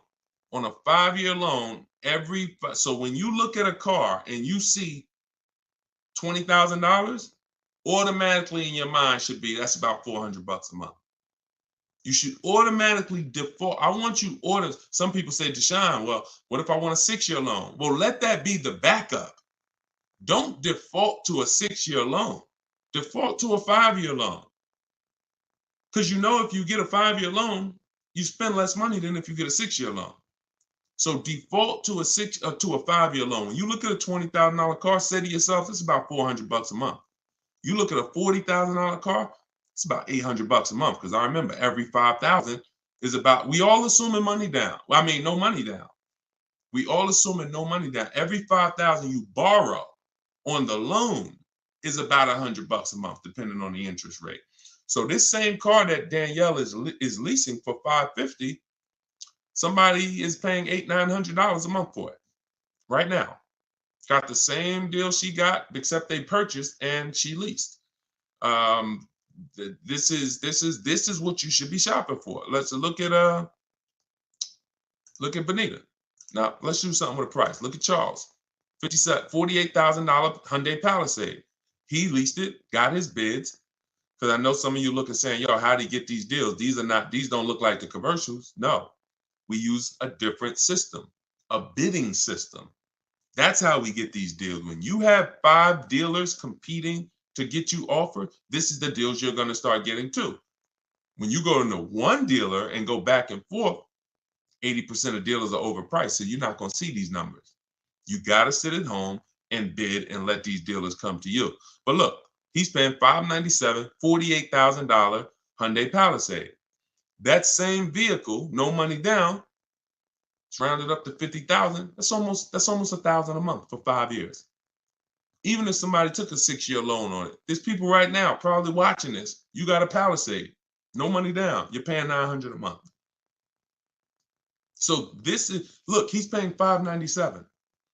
So when we start, and I'll share more as we go into more questions. When you look at what I just told y'all, I told y'all this is the danger zone right here. You want to be over here 8 years or more, or you want to be over here shopping for great lease deals.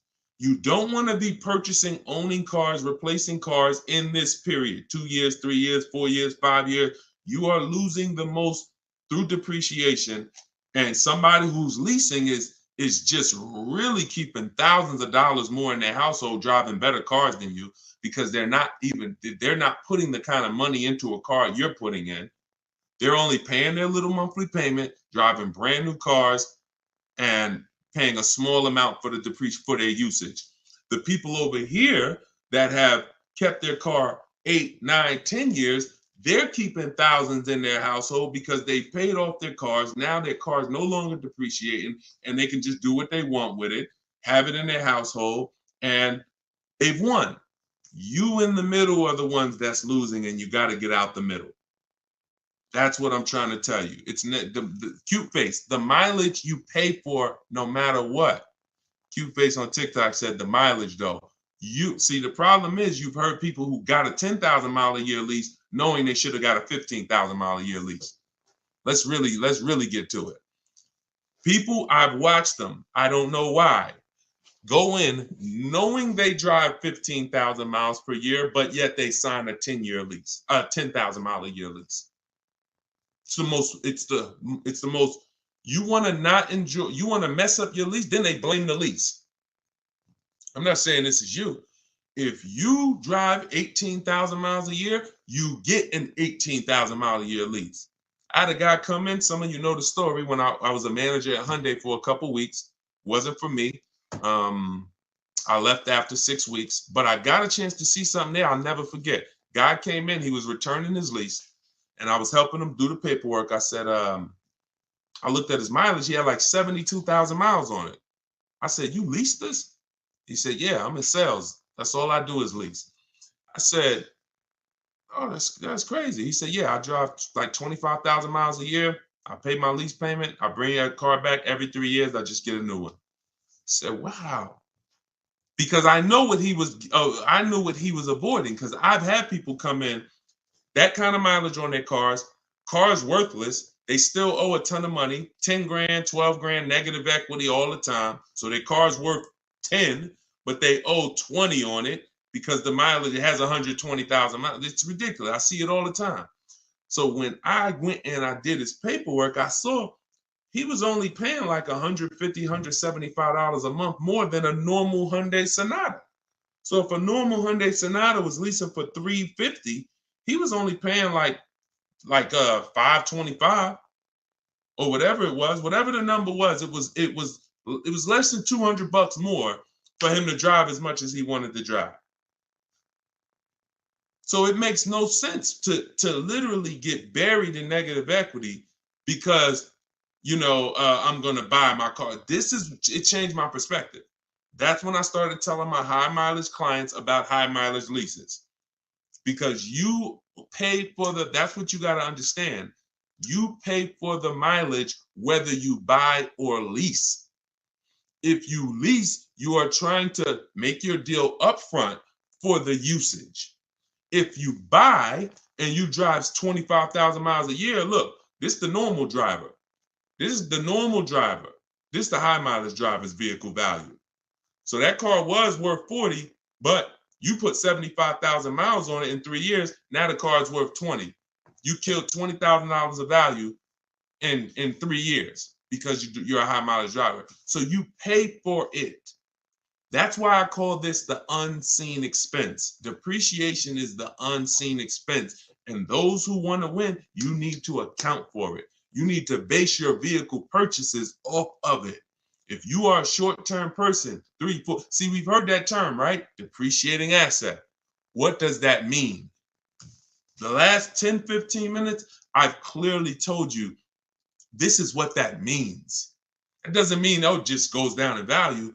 That means if you are buying an asset that goes down in value, whether you use it or not, and the more you use it, the more it goes down in value, then you need to plan your purchase of it accordingly based on how long you're going to keep it.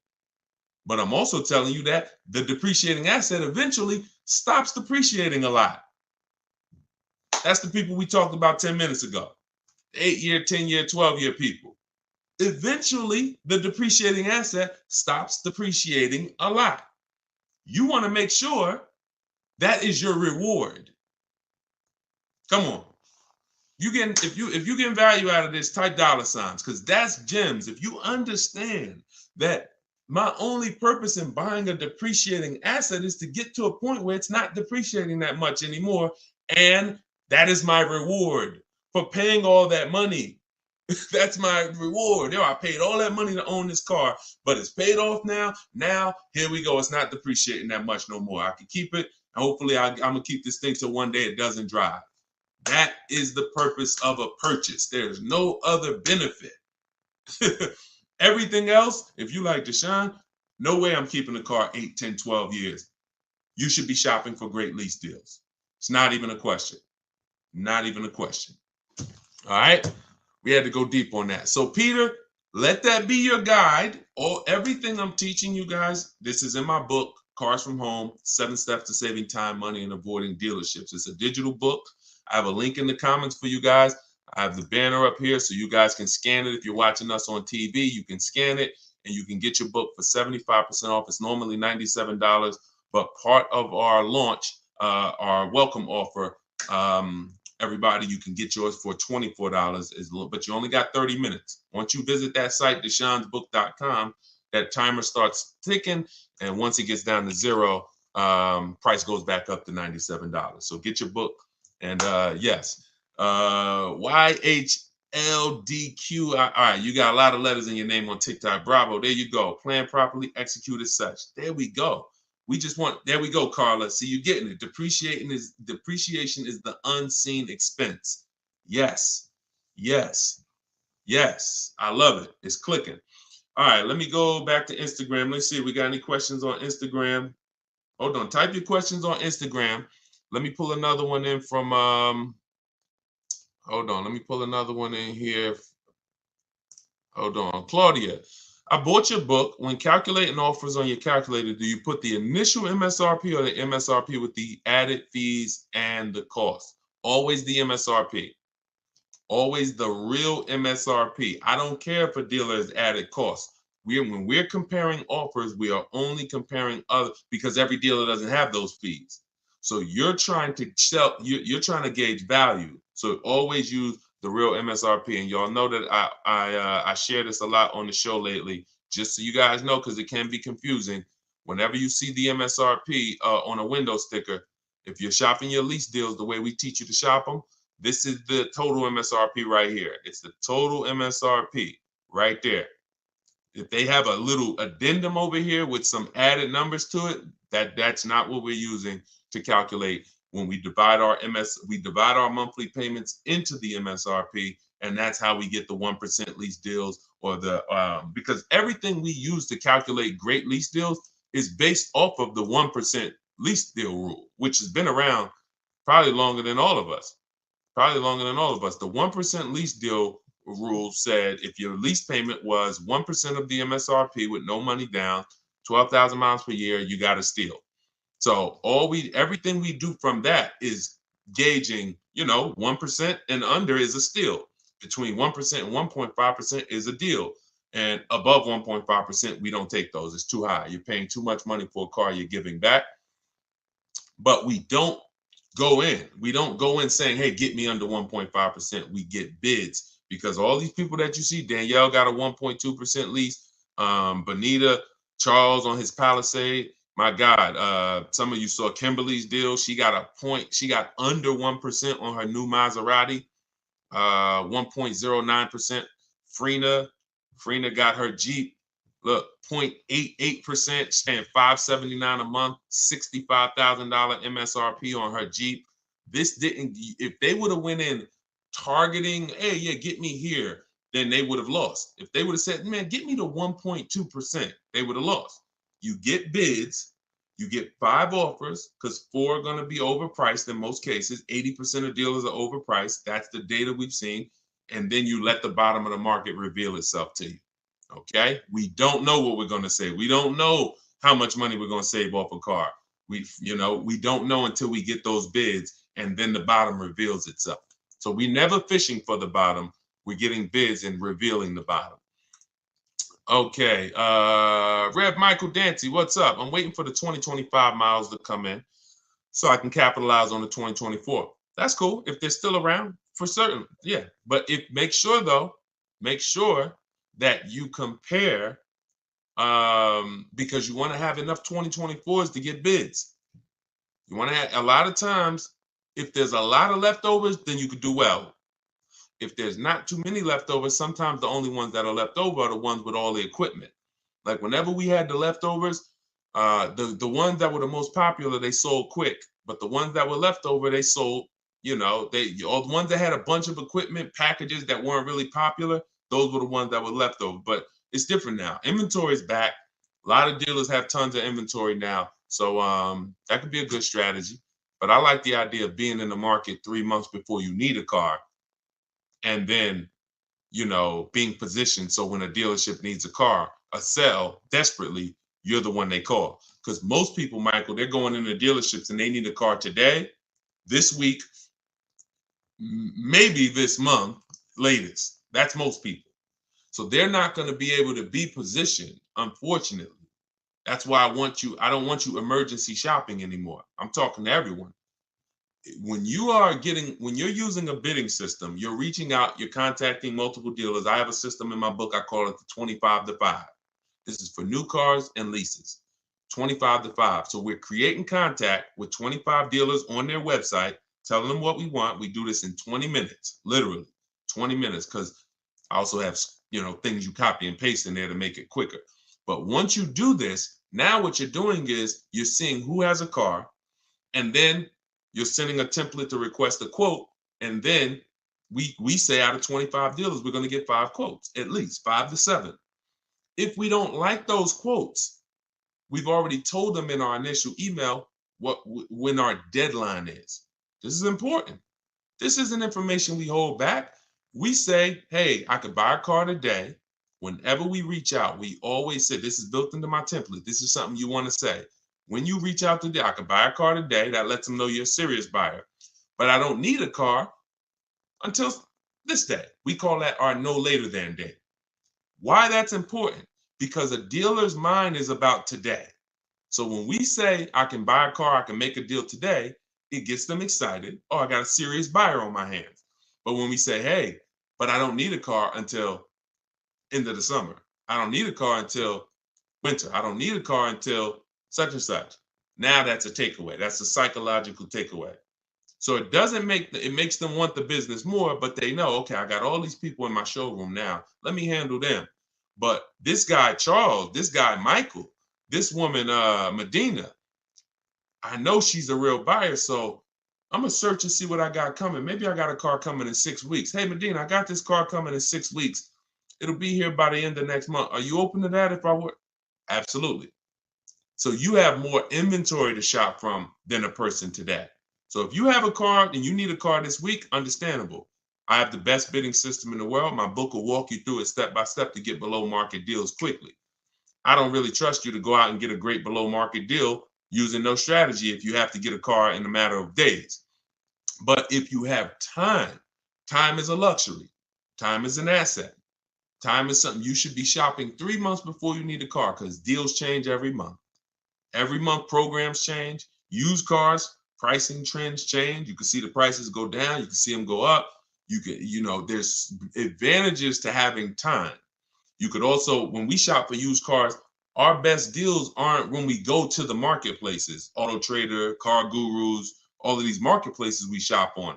They're not there. We look at the market and we create accounts. Why? Because once we put in what we're searching for, we get alerts of new inventory. Watch this. If I want, I can't teach you. You can't get a below market deal. Dad, y'all running the lights up on TikTok. Shout out to the people tapping the screen. See y'all. Appreciate y'all. You can't get a below. The first step to getting a below market deal is you got to know what the market is, because most people are paying market value or above. That's a $3,000 to $5,000 price increase. $3,000 to $5,000 from average market value to above market value. That's what most people are paying with no strategy. Because if everyone was getting below market deals, they wouldn't be below market deals. They'd be average deals. So now the people with strategy that I'm teaching you, the stuff that you're learning, you need to see those above market offers so that you know you're paying below market. Okay? So with a used car, I need to see the low side of the used car market on all these marketplaces. I need to have alerts on so that every single car that pops up, soon as it hits the marketplace, I get a notification of it. Because no one else is going to know the market on this car like you will. Once I walk you through this, once you follow these simple steps and not just winging it, you look at the market. We always sort from lowest to highest price. This is what I did with my Infinity truck I bought a little while ago. And I saw what the lowest prices was, and then I turned on the alerts. So I turned on the alerts, but I saw when I got mine, I didn't need to wait for the alerts because I saw a deal so good, I just jumped on it because I saw it literally in 48 hours. I narrowed it down to my top 4, and it was one deal that was so good. So, but it's a multi-step process. But so here's what, so the point is, new cars and leases, we see below market. The only way to get below market prices is to have 4 or 5 or 6 higher offers. That means you know you got the below market because I had 4 or 5 or 6 higher offers than the one I accepted. On a used car, I need to see other used cars that are priced $2,000, $3,000, $4,000, $5,000, $6,000 more than the one I ended up getting, because that's the way it is all the time. And as long as you hold to these rules, you'll understand this is my target. Okay? You only do this once. Once you learn this process, y'all, it's rinse and repeat too. It's harder the first time because this is not my first time. I didn't even know I needed a strategy to shop for a car. But now you see, if I want to save thousands of dollars, get below market deals, I need a strategy. But once you do it, this thing, that's why I can do it in my sleep, because I've done this 10, 15 times for myself. I've done it for other people, and I've taught a lot of people to do it. Trust me when I tell you, this is not rocket science right here. Tiffany got my book, and she wrote me, she just saved $6,300, $6,500 off her 2024 Mazda she just got. So, but it's a mindset. Bigger than the techniques. Let's get back to the questions. But bigger than the questions is your mindset set up and focused on below market deals and bids? That's, if I had to narrow it down to 2 things, below market deals and bids. And I throw one more in there. Well, which is really bids. Don't talk numbers in the dealership. Everything happens at home. All right. Let's go. Let's go back to the questions.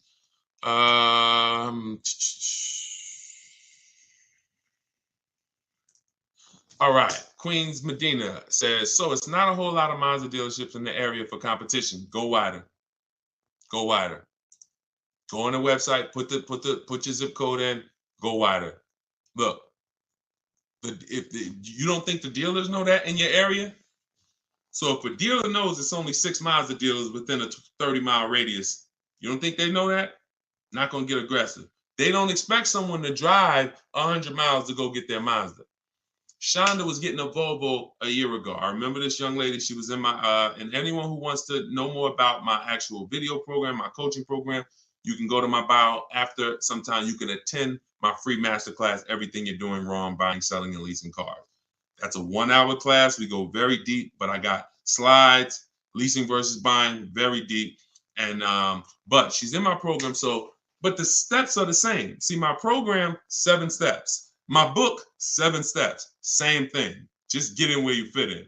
So she said she's in Northern California. She said, Deshone, I'm said I'm shopping for this Volvo. No dealer in Northern California came close to this dealer in Southern California. They're saving me like $3,000 above my best deal I got so far. So she had some discounts already. I think her biggest discount was like $3,000, and this dealer was willing to do like $6,000 with all the rebates below MSRP. I said, so what are you gonna do? She said, I just got a plane ticket. It was $70-something. I said, that's what I would do. I would be on a plane, going to pick up my new car, knowing that this $75 just saved me $3,000 on a plane ticket. We got to be willing to go wide, and that's the science of shopping from home. We don't care. Sean saved $20,000 on his F-150 truck. Some of you saw him. So if you're new to the show, you've never seen him. But F-150 Lightning XLT, $73,000 truck. He saved, 15.5 plus 49, a little over $20,000, $20,500. But one thing he said, which is important, I said, is this the best offer? Because listen, I didn't know. Could have been more. We could have got more. I said, I haven't seen the other offers yet, but I'm assuming you got at least 5. You're saving over $20,000 on this with the discount and rebate. But the only way to know that this is the best deal is to compare to the other offers. Is this the lowest? If so, slam dunk. He said, guess I could have put a little more info. Yes, I got about 15 quotes. Couldn't find anything under MSRP. Follow me. He said, I expanded my search to 150 miles outside my area to find this deal. I'm going to another state to pick this up, which is something I never would have thought of before. You think he cares about shopping cross state lines anymore? You think you get what I'm saying? So it's a program way to shop that makes the dealers money. And in order for you to save all the money, you now have to step out of that program and let everybody else run that old way. Let everybody else go in and go back and forth with one dealer and think they won. Let everybody else do that. You are going to break away from that, and you're going to sit at your house, and you're going to use a computer or phone, and you're going to have these dealers bidding, and you're going to see the most money you've ever saved in your life, and you're going to have price assurance, guarantees. I always say, if I ask you when you get your car, hey, bet me $500 I can't get a better price than you just got right now. Most of you would say no, but Sean would say, man, bet me. Let's go. If you find a truck more than what I just got, anyone who's using a bid, when you get your bids and that's the deal you accept, Tiffany, when she just got her Mazda, she got bids. If I was to bet her, she said, yeah, I'll take that bet. Because I know I saw a lot of offers. I know I did 25 dealers. I know you ain't going to find something better than what I got. And that's what I like. That's what I want for you. Okay? So forget about your area, Queen Medina. Just bought your book. Awesome. True Southern Girl on YouTube. Enjoy it. Use it. And everybody do like what Tiffany did. When you get your deals, write me, email me, so that we can bring them onto the show. Okay?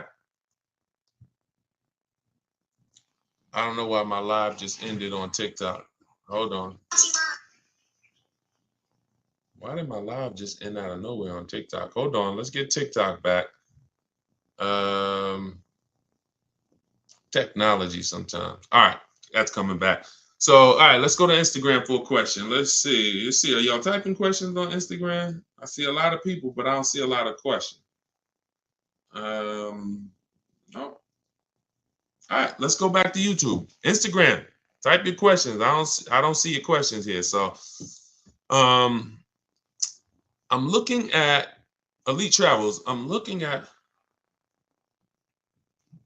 Why is it saying my internet connection? Okay.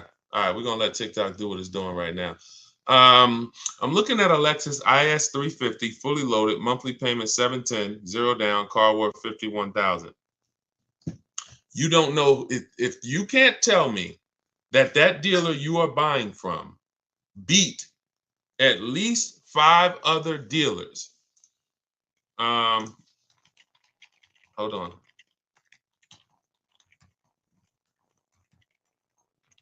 Hold on one second.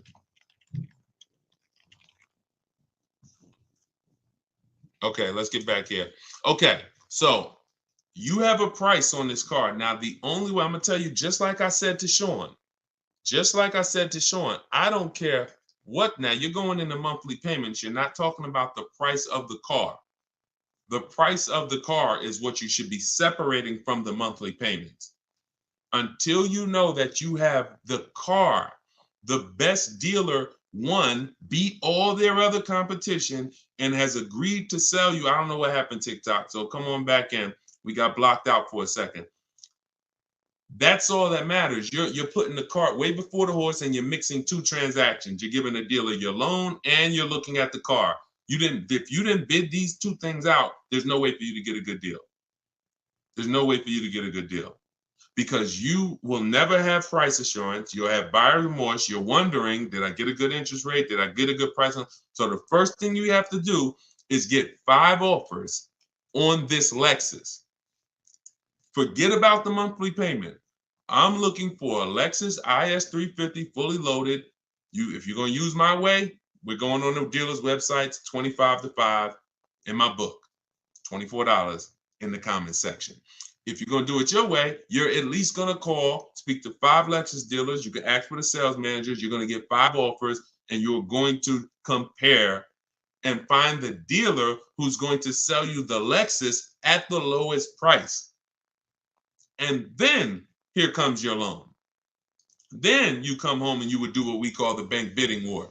So we have a process we do where we let an almost unlimited number of people run our credit so that we can bid out our loan. I said earlier in the show, there's people who they don't sell cars, they just want to lend you money. There's a lot of money in loans. $50,000 car, 1 point on the interest rate is probably $1,500. 1 point. Might be even more than that, quite honestly. 1 point. So that means if you end up with a 7.29 interest rate, but you could have got a 6.29 interest rate, that's probably $1,500 at least. God forbid, 2 points. 2 points. So we take the shopping of our loan just as serious as we take the shopping of our car, but we separate them. And so when you come home, after you seal your deal with the best dealer, you reserve the car, say, hey, great, we already got my business. You got the business. I'm now going to get my loan. I'll call you tomorrow. Then we come and we start the bank bidding war. Well, we started before this, but this is round 2 of it. We come home and we call our bank, we call our credit union, we go online, let all the online lenders access our credit. Who's going to give me the best loan for this Lexus that I'm about to pick up tomorrow or the next day? Now, out of all of those people competing, we take the best loan and then we call the dealer and say, hey, this is the best loan I got. If you guys can beat it, I'll give the business to you. That's the bank bidding war, because the dealer has another 5, 7, 10, 15 banks that he gives a lot of business to every month, that he wants to see if he can beat that and earn your business on the loan. You want people fighting for your business. Everything is a fight. Everything is a fight. So that's what you want. All right. There you go. It's the biggest thing. I used to call these the 3 pillars of great car deals. Who you buy your car from, who you lease, who you buy your car from, who you get your loan from, who you sell your old car to. You have to bid out each one. And that's how you guarantee you got the best deal. You can't give the dealer all 3 of these and you just work this out for me. No, it's too much money in each of those transactions. And once you do this, you'll see it's easy. Nothing I'm telling you is hard. All right? Nothing that I'm telling you is hard. All right? Vince, I see you. Wait, did we get any questions on Instagram yet? Okay, hold on. Let me see. Because I said I'd go to Instagram next, and then I got you. Looking to purchase a mobile grooming van. Can these steps be used for that? Certainly. Only thing I would tell you with a business is make sure that your loan, well, you're not a high mileage driver, so absolutely. Anything where you're purchasing a vehicle, new, used, leased, I'm the best resource in the world. I will put my strategies up against it. And not only that, I put anyone who learned from me. I put I put Benita up against anybody. I put Charles up against anybody. I put Kimberly against anybody. I put Eddie against anybody. I put Danielle against anybody. I put Frina against anybody. I put Pierre against anybody. I put any. So I don't. Yeah, of course. You're like, yeah, Deshone, of course you could find a better deal than me. I put anyone who's using my stuff. Tiffany just got my book and just used it and got her Mazda. I put her up against anybody. Because once you learn to get bids, it's a science. Once you learn, you're going to get better deals than anyone who's not getting bids. Always. Because you're going to talk to the same dealers they're talking to, and you're going to talk to a lot more other dealers than them faster than them. So the name of the game is bids. So for all of you who just jumped on, everything I'm teaching is out of my new book, Cars from Home. 7 Steps to Saving Time, Money, and Avoiding Dealers. You can get your copy for 75% off. It's normally $97, but you can get it for $24 for 30 minutes. When you go and visit my website, deshonsbook.com, and once that timer hits 0, though, it goes back up to $97. So you can get it in the comment section on YouTube or Facebook, or in my Instagram or TikTok bios. I have a website there. You click the website and then click the button for the book. All right, $97 is still a great price. I just couldn't price my book the same as everyone else's. I mean, I can't price my book the same as daggone novels. Shout out to the people who write novels, but I knew this is going to be a financially life-changing book for the people who use it. I just said, okay, but we do a special. So it's normally $97, but we do a special. What websites do you use to get bids? Great question, Drive Greens, Ride Harley, Instagram. New cars, we're going straight to the dealer's website. We're connecting with 25 dealers in 25 minutes, copy and paste, sending all of what we want. Then we're getting the bids from the dealers' websites. With all our communications is done through email, and we always set up a separate email. We never mix personal email, business email with cars, because we're talking to too many dealers at once, keeping our conversations organized. We cannot do it mixing personal and emails. We also get a Google Voice, so that we don't have to take phone calls, because there's no talking in our system to car salesmen. There's no talking. So there's no reason for us to be on the phone with a car salesman talking numbers. We don't do it. So those of you who like Deshone, I like that. I don't like to talk. I don't want to talk to car salesmen. You're going to love this. All right. So if you're watching us on TV, you can scan that QR code to get your book as well. On a used car, though, we are on the marketplaces. See, my used car strategy is called the multiple marketplace strategy. It's different than our new car strategy. The multiple marketplace strategy is for is when you're going everywhere used cars are. You're going to cars.com, Carfax, Auto Trader, Car Gurus, Driveway, Carvana, CarMax, eBay Motors. And then we're narrowing down from there. I spoke a little bit about that earlier in the stream. So it's 2 totally different systems, 2 totally different shopping strategies. All right. And let's pull that in. Hi, is Limbuzz to credit acceptance? No, Limbuzz is not credit acceptance. I don't believe they are. I think Limbuzz is a startup. They recently started that company a couple of years ago.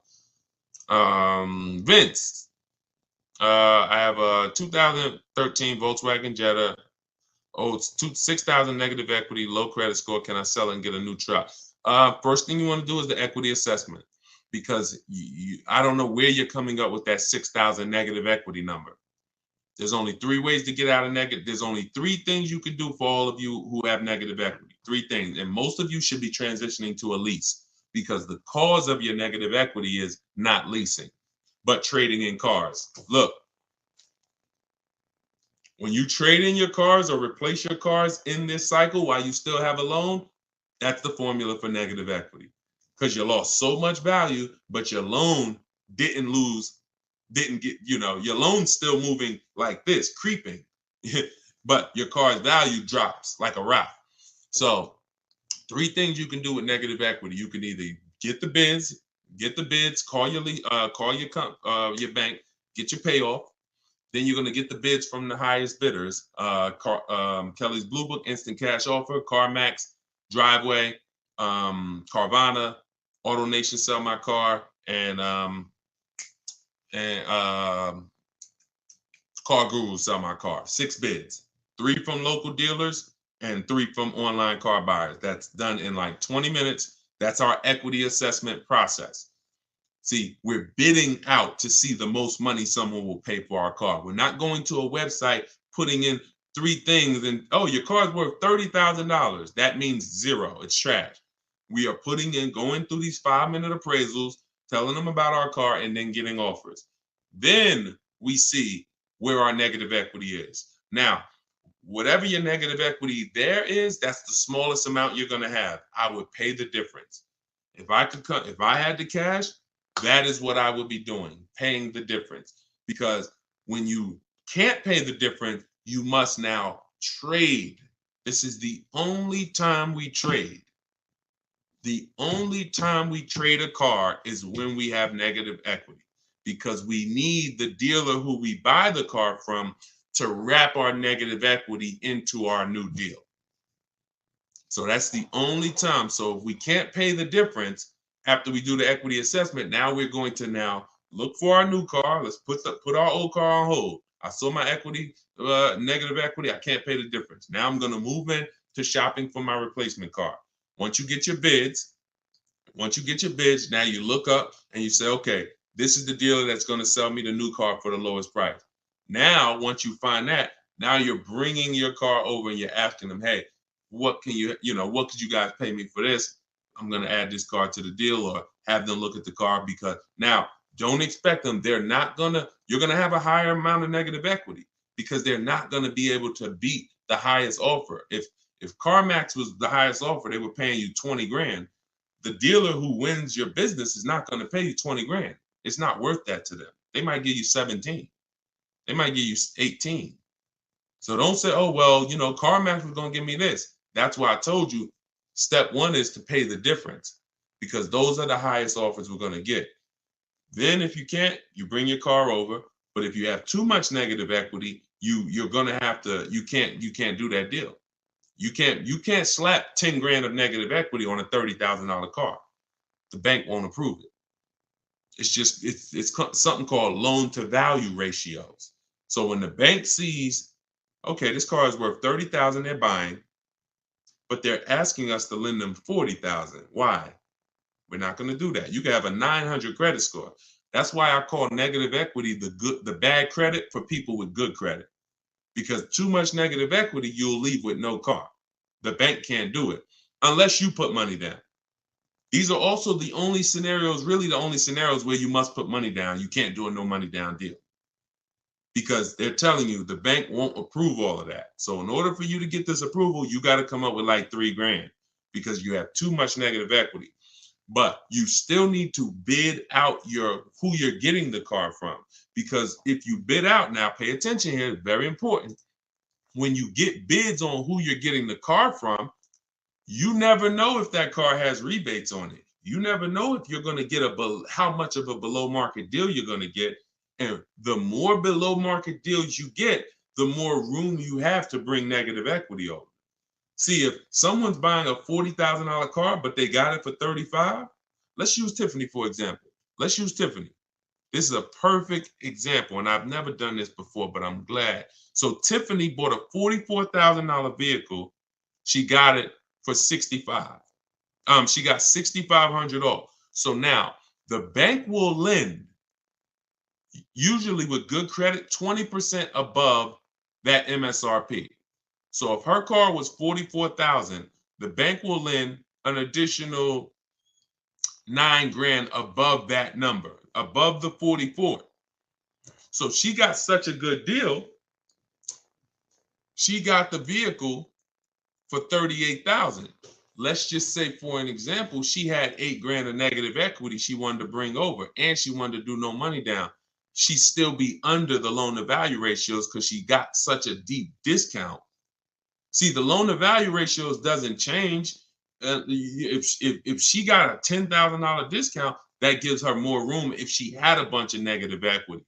So if you don't know how to shop and get bids for the new car to save all the money, you're really eliminating any possibility you have to bring over a good amount of negative equity, because you are just not getting enough off the car to make it make sense.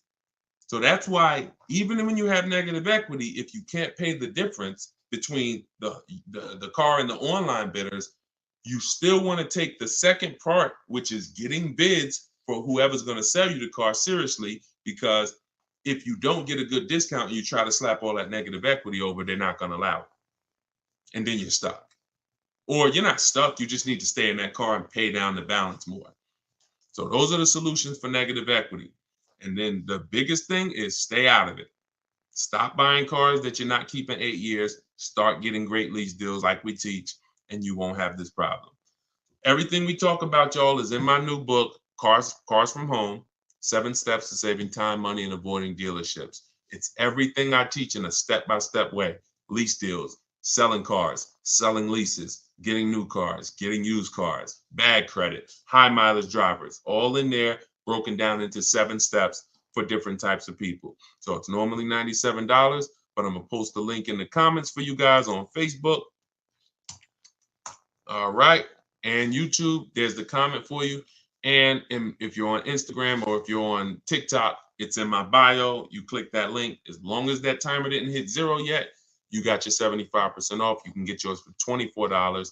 And this is what we do all day long. Insider strategies, get through as many as we can. We've been on for about 1 hour and 15 minutes, so we'll wrap for today. When you see the rebroadcast, make sure you tell your friends about it. We rebroadcast these shows all day long, so even if they couldn't join us live, they can get value from the rebroadcast, all right? I'll see y'all in the next stream. Shout out to y'all. Have a great evening. God bless you.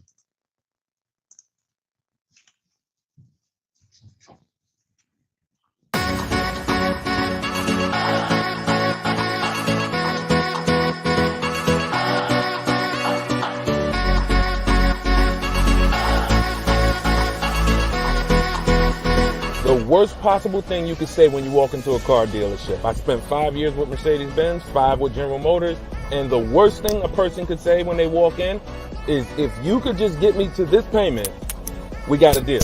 So your loan's probably still like 19, which means you got to pay to get out. You're upside down. It's called negative equity.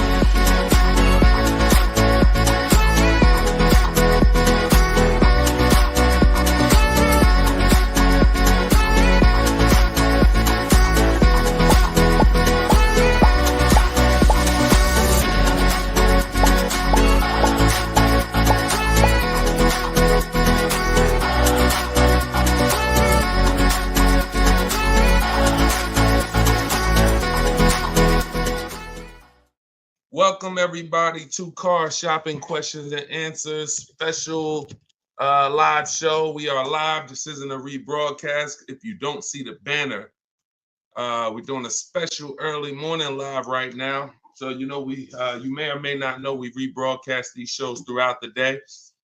I'm your host Deshone, publicly known as Deshone the Auto Advisor. Spent 14 years in the car business. Now what I do is help everyone willing to listen, learn the science of car shopping from home, and how to stop negotiating and start making dealers and banks bid for your business. And that is how we save more money in less time than you will save spending hours and days at dealerships like you are most likely used to.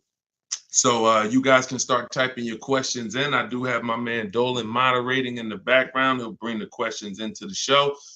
I always like to do a little housekeeping. I'm the author of the new digital book, Cars from Home, 7 Steps to Saving Time, Money, and Avoiding Dealerships.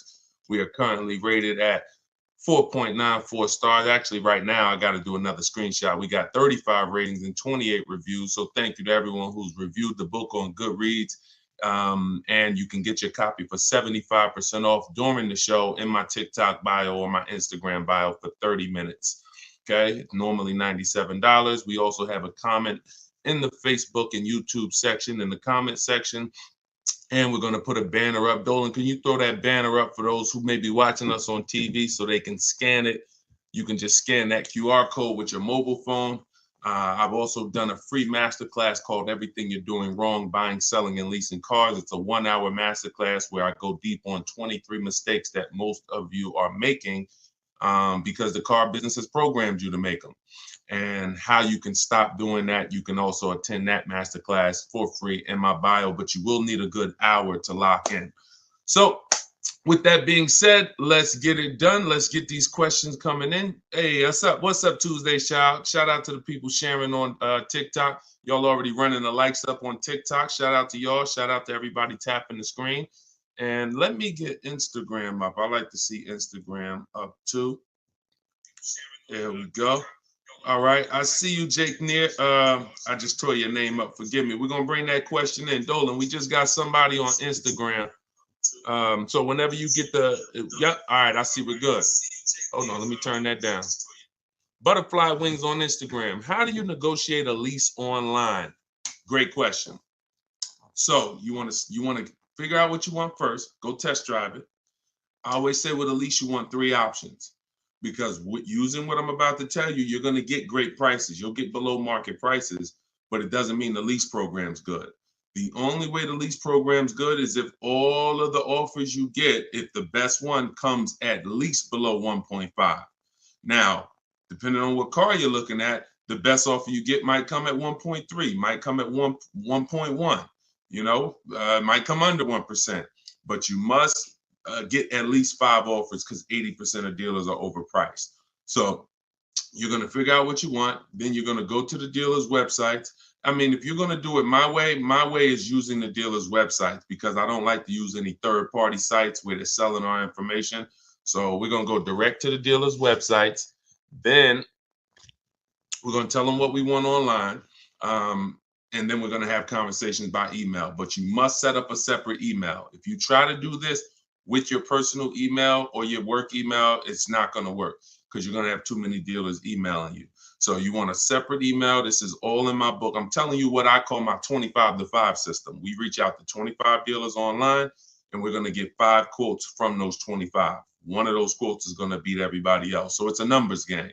So reaching out to dealers online, telling them what you want, and having the conversations. Now, if you're not going to get my book, which is $24 in the comment section or in my bio, as long as you get there with this 75% off, then you might do it manually. You might call and get these offers. You might call, ask for a manager. I don't talk to salespeople. So anything I'm ever teaching you to do is going to be to avoid salespeople. That's why we're avoiding dealerships altogether, but especially salespeople, because you don't know who you're going to get. You don't know if you're going to get, you just don't know who you're going to get. And 80% of salespeople should not be in the car business.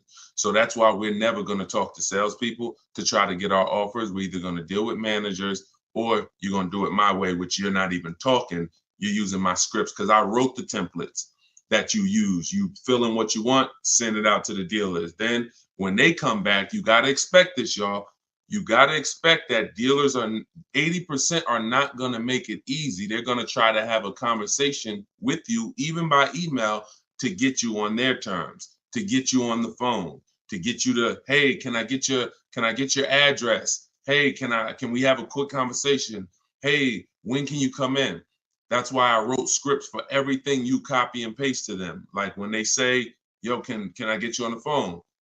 Hey, I'm gonna be handling all my purchase online, and then you ask a question because there's phases to what we're doing when we're communicating online. There's phases. First thing we're trying to do is see who has a car. There's no point in us talking to a dealer that doesn't even have a car we're interested in. That's why the first thing we're doing when we contact them is letting them know this is what I'm looking for.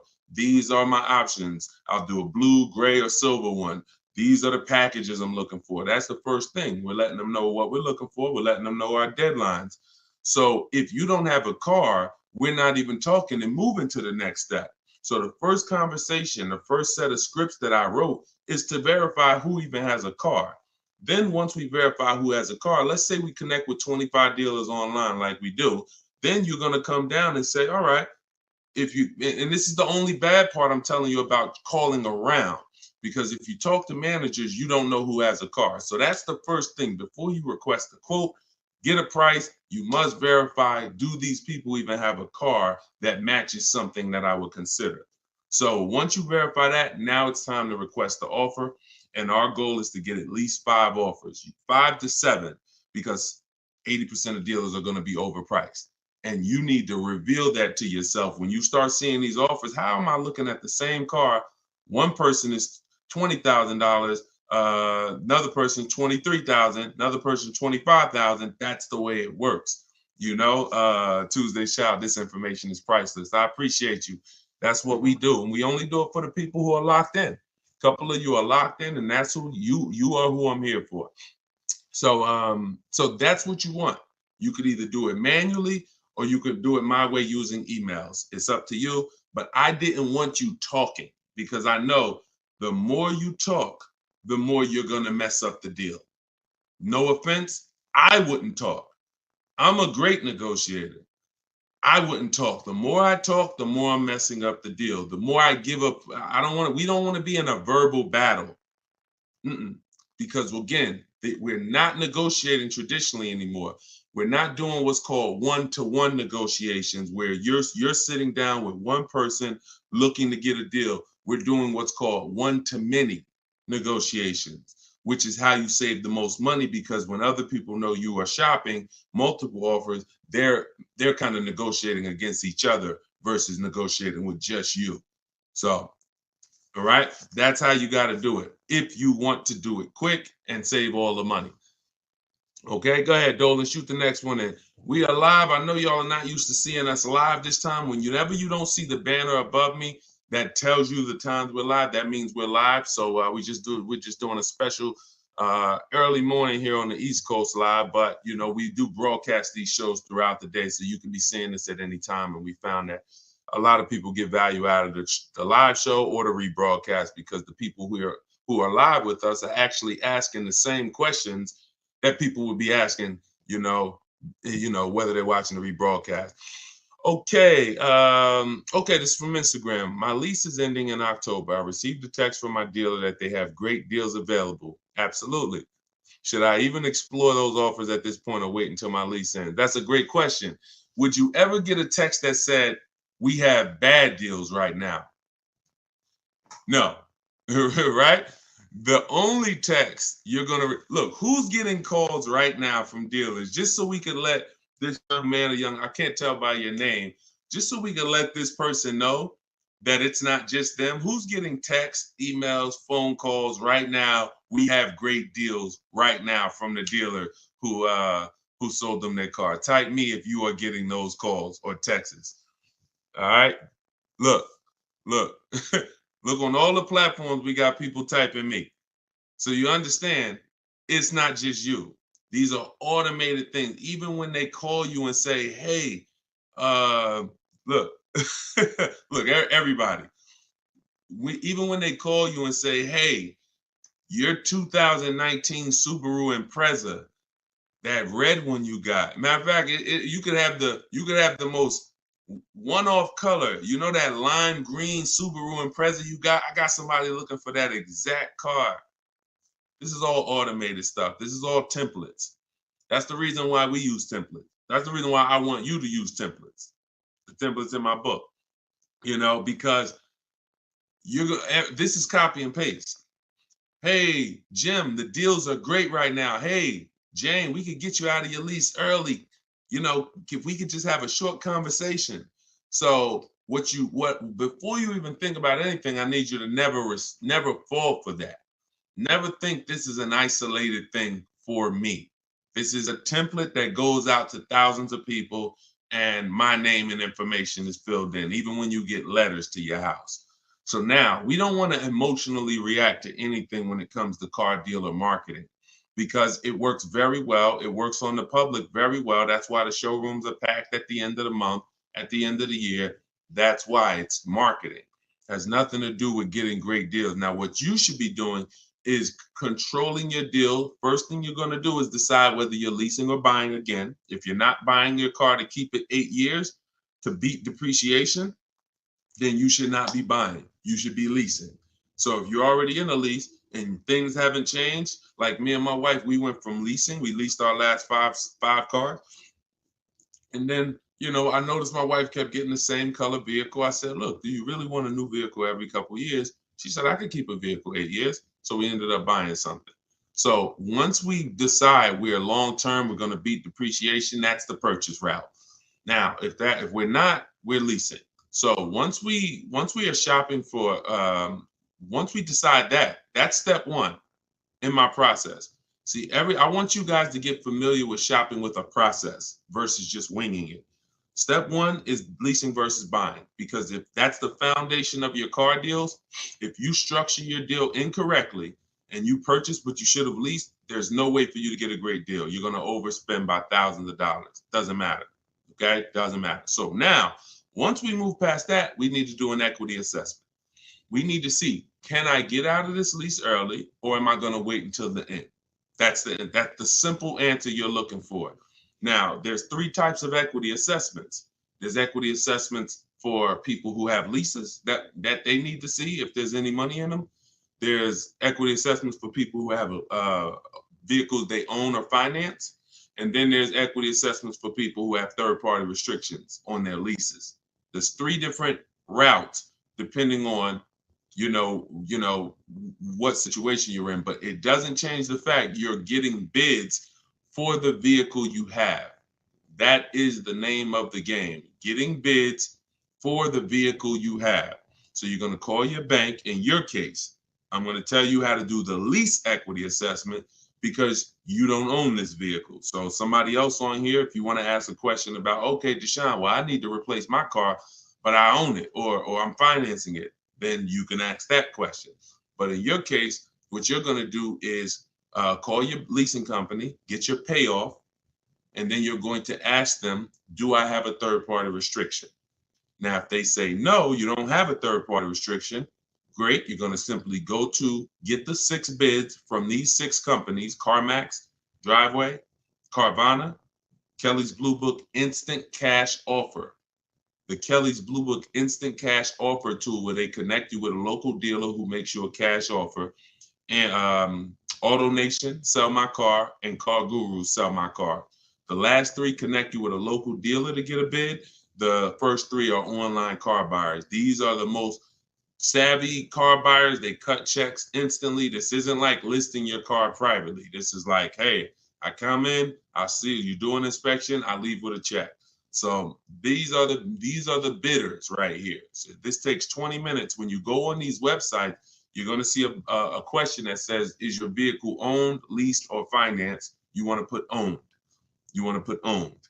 So if you don't have a third-party restriction, you simply reserve the right to sell to the highest bidder, but you're going to need to now put that offer on hold, and then you begin shopping for your replacement car. But only if you have equity.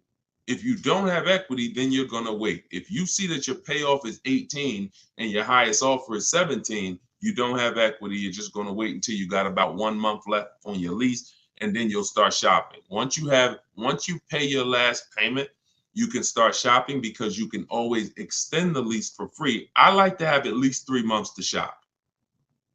I like to have at least 3 months to shop. I want to see the offers for 3 months. I want to see if the offers are phenomenal first month, I'll take it. If my lease is up and the offers weren't good the first month, then I'll extend the lease for free for a month. So I'm going to give myself 2 to 3 months. So as soon as you make your last payment, that's when I will begin shopping if you don't have equity in the lease. Now, if you have a third-party restriction, you're going to follow that same process I just told you, except you're going to end up selling to a used car manager at a dealership that makes the same brand as you. Give you an example. If you have a third-party restriction on a BMW, you can only sell to a BMW dealer. You can't. And some people buy the car and resell it. I don't like doing that because you pay taxes and fees when you do that. I simply like to sell, get bids from at least 3 BMW dealers, and I'll sell to them. So that's how we do it. That's the first step. There's nothing else to think. Many people think, oh, well, what about the next car, the replacement car? Until you do your equity assessment, there's nothing else to think about. And I don't want you thinking about multiple steps when you haven't done the most important step for you right now, which is the equity assessment. After that, you can move. So my book is 7 steps. You got to do 1 step at a time because it's not a thing you read. We don't do the whole process. We do it one by one. If you called me and said, Deshone, I'm getting a car, what's my first step? I'm going to tell you this. And then you call me back when that's done. Okay, I did that. Now, what's this now? Here we go. Do this now. Go to these websites. All right, perfect. I'll call you back when I'm done. All right, perfect. And before you know it, we're at step 7 and you're picking up your car. But it's an action program. Okay, and there's little steps along the way to make sure that we protect ourselves and save the most money and get below market deals. Okay, so handle that. Go ahead, Dolan. All right, we are live, y'all, so you can keep typing your questions. I see you. Thank you, JC Math. Thank you for all your knowledge. Appreciate you. That's what we're here for. Use it. Use it. Don't be a listener. Be a doer. All right. TikTok, does down payment really matter? It doesn't, Tyrant. We always shop with all our deals with no down payment. We always shop with all our leases with no down payment. And when we're buying our cars, we're shopping for the car separate from the loan. So you have to understand something. The reason why you get down payments mixed up is because you mix the buying of the car with the getting of the loan. You're in the business of getting the loan from the dealer, and there's nothing wrong with that if it's done correctly. We do not shop and say, okay, how much is this car a month? And can I get it with no money down? No, that means you're mixing two things. I want to buy a car from you, but I'm also going to give you my loan as well. I want you to just mix it up. No, because there's money in both of those transactions. So when we are shopping for a car to purchase, we're shopping for the dealer who's going to give us the best price on the car. That's priority one. The loan is completely separate. The person who's going to give you the loan is you're going to use, if you're following what we teach, you're going to use our bank bidding war process, where multiple banks and credit unions bid for our business without hurting our credit. You got to know how to do this strategically. Okay, it's called the bank bidding war, where we have everything we do as a bid. That's how we eliminate buyer's remorse. That's how we guarantee we get below market prices. That's how we guarantee we get below market loans. Everything is a bid. So when you are looking for your car, you're looking for the car.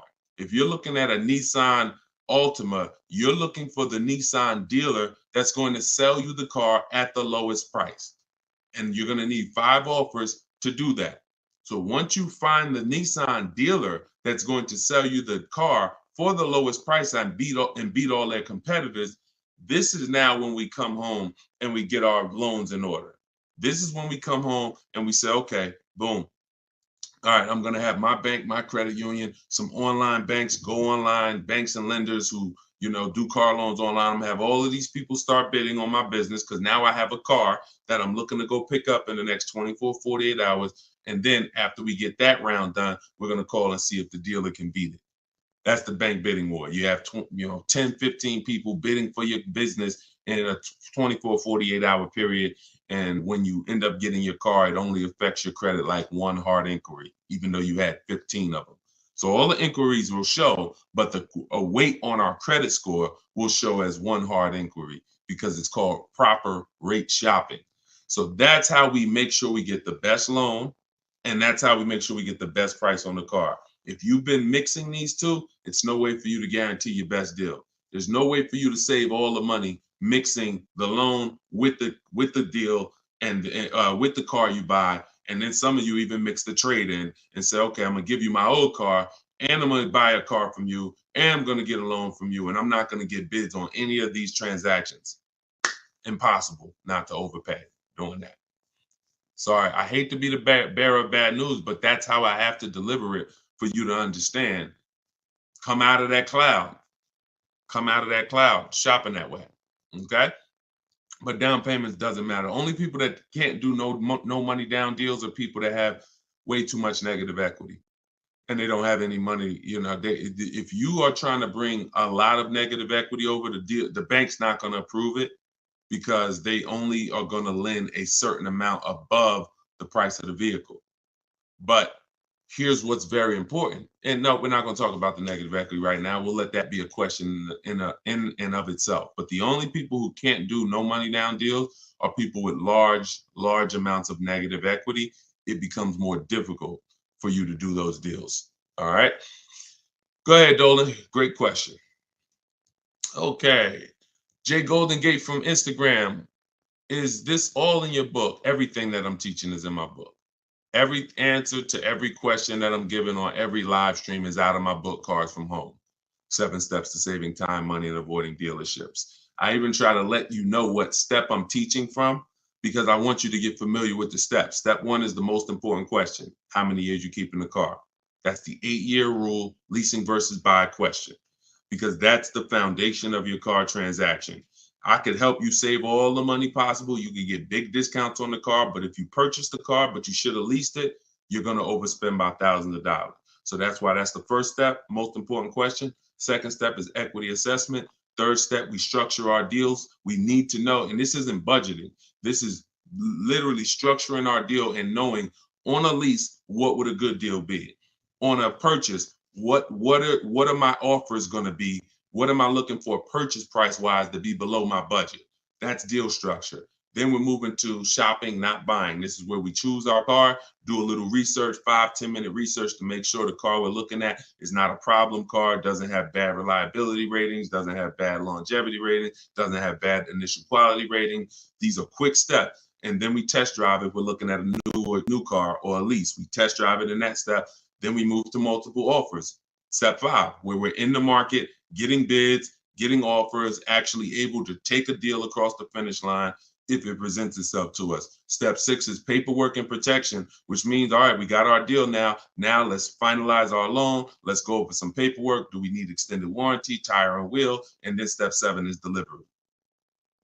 Everything I teach comes out of one of those 7 steps. And yes, that's all in my book. And you can get your copy at deshonsbook.com for 75% off for 30 minutes. Or you can go to my Instagram bio or TikTok bio, click that link there, and then click the button that says get the book for 75% off. You won't pay the $97. But yes, good question. Go ahead, Dole. Older Toyota Camrys, 2023, 2024, be cheaper or have more incentives due to the redesign of the 2025 Camry coming out? That's a good question. You never know. It depends on if they have a lot left over. So what I always say to anybody who's thinking you want to get a pre-owned car, but you only want to get it like 1 or 2 years old, you got to be careful doing that. Depending on the car, I'm going to tell you why. I've had people who wanted to get a new one. I mean, a 1 or 2 year old one, but I said, first of all, you're not going to have enough inventory to properly gauge what below market is on those vehicles. Because the only way dealers get pre-owned cars is somebody trades it in or somebody returns it off lease. So if or they buy it from an auction, which means somebody had to replace it. Somebody had to get rid of it. So you don't typically see people replace their cars in 1 or 2 years. So that's why you don't see a lot of 1 or 2 year old vehicles. So what I always say is you need to be running the prices on the brand new ones. Now, in the case of a redesign, maybe you don't see too many incentives, but you still never know. We had somebody hop on the show 3 days ago, and she said that she got a brand new BMW X4 M Edition, popular truck, new, and she's saving $7,000 on that particular vehicle. So you just never know, but there are vehicles out here where you can save thousands off a brand new one. So give you an example. Somebody, Frena, she leased her Jeep. She probably got 10 grand off the price. Okay. And some of you know, if you've been on the stream before, that I regularly share people that get, on certain cars, you get 20, Maserati, Kimberly's Maserati, she got 20 grand off. Sean, he got 20 grand off on his F-150 Lightning. So you don't know what you're going to get until you get into the market and see what the demand is for that vehicle and see what the rebates are. You don't know until you get all those offers. None of those people knew they were going to save 20 grand. No one knew they were going to save 10 grand, 7 grand. They only get in and then they get the offers and they see this is their best deal. So if I end up being able to save 7 grand off a new one, then what should I pay for a 1-year-old one? That's the point. If the new market, if I don't have enough inventory to compare the 1-year-old ones, because you're not, then I can only compare it to the new market. So and if you do it my way, it takes 60 to 90 minutes to get all these offers. Before one trip to the grocery store, sitting down at your computer doing it my way, you'll be able to see what the market is for any vehicle. And when you really get quick, you'll be able to do it in like 45 minutes, copying and pasting. So once you see that, if the new market for the car is $7,000 off, how much should I pay for a 1-year-old one? Well, it better be at least 10, maybe 11, because a brand new one is $7,000 off. Now, opposite is true. If I could only get $2,000 off sticker, that's my best offer. Then maybe a 1-year-old one, I'm looking for $7,000-8,000 off sticker, $9,000. So you got to know what the new market is, because the worst mistake you could make is to get a 1 or 2-year-old pre-owned car that has a heavily discounted new car market that has $5,000 rebates on the new car.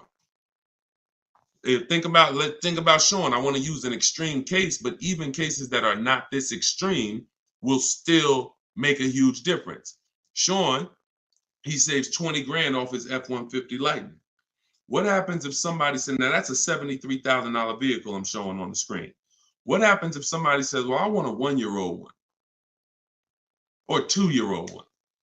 Now they think, all right, I'm gonna go and look for one that's probably about 50, 55. Now they go pay 55 for a 2-year-old one. But Sean, getting his bids and revealing what the below market prices are on a truck like this, he saves $20,000. So he pays 53, and the person buying the 2-year-old one pays 55.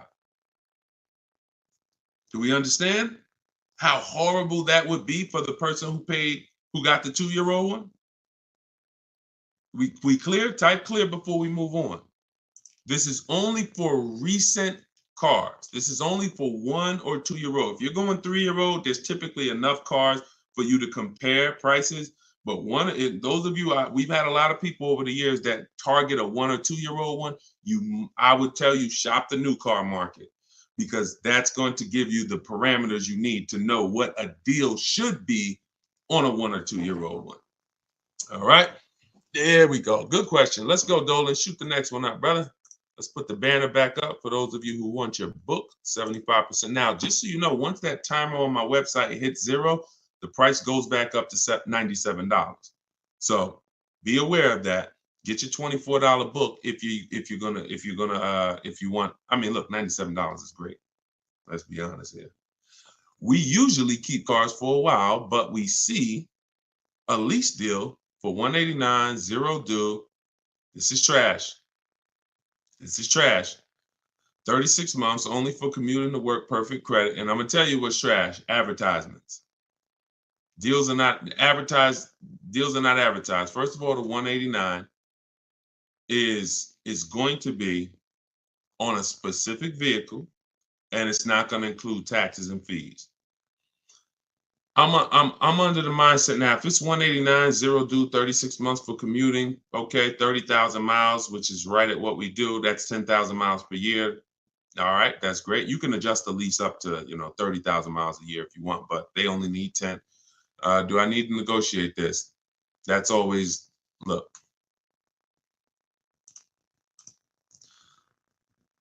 I'm gonna tell you this. So Frina called.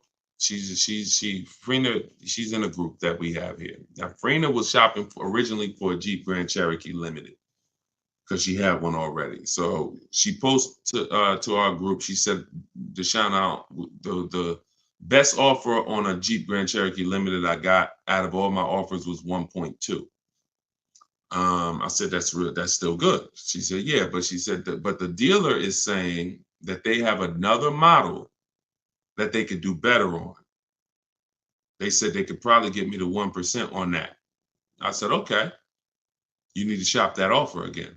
You need to shop, you need to get bids on whatever model they're saying, because what happens if that model has different incentives, a better lease program, and you're just taking them for face value? Just because they're the best on this car doesn't mean they're the best on this other one. She said, okay. So and we do this in minutes. So she got her 5 offers. She got her 5 offers on the new one. She ended up getting the best deal I've seen in 3 years. 0.88% lease. So I don't know for a fact, to answer your question, if they're going to once they add the taxes and the fees to the deal, I don't know where it's going to be. But here's what I do know. Great deals are not advertised.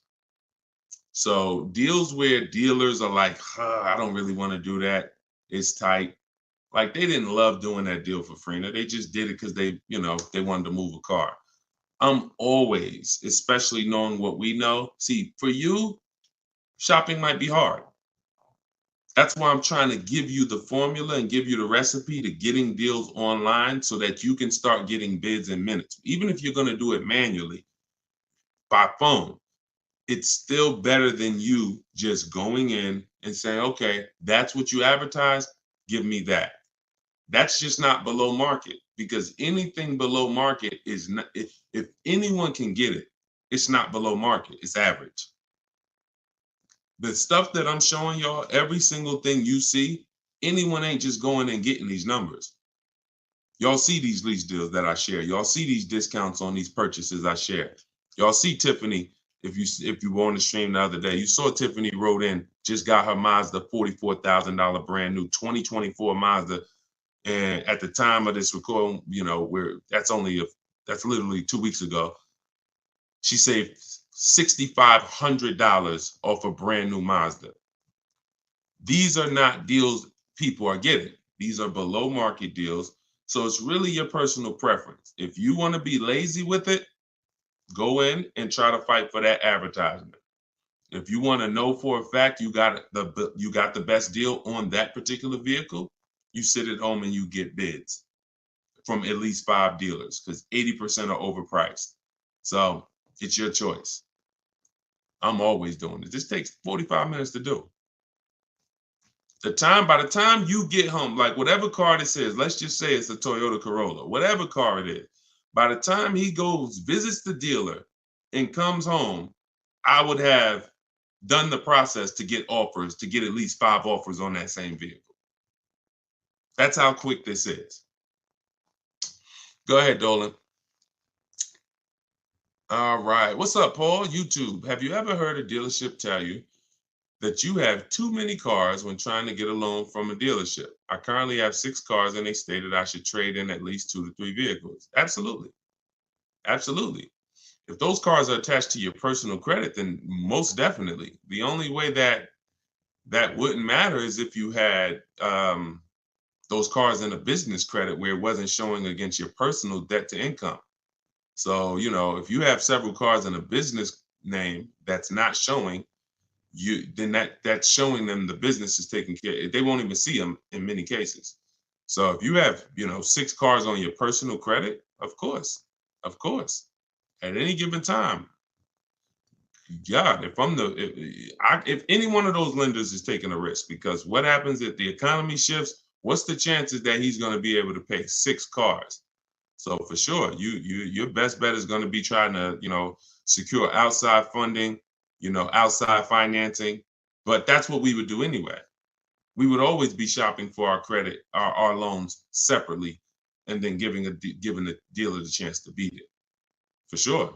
And if you can support that, if you can show the income to support it, but it absolutely is very risky from a lender's perspective. Very, very risky. You just need to find the right lender at this point who is willing to take the risk, because obviously most people, it's hard to get a second car. Second car is hard because they're looking at normal people. Normal people are not going to be able to support a second car. Maybe a second car though, a third, a fourth, a fifth. No, I don't even know how you got those done, but however you did, it's income. I mean, I've had people make, $800,000, $900,000 a year.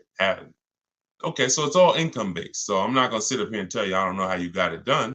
If a bank sees that you make $500,000 a year, and you're bringing in $10,000 a week, and they say, okay, $40,000 a month.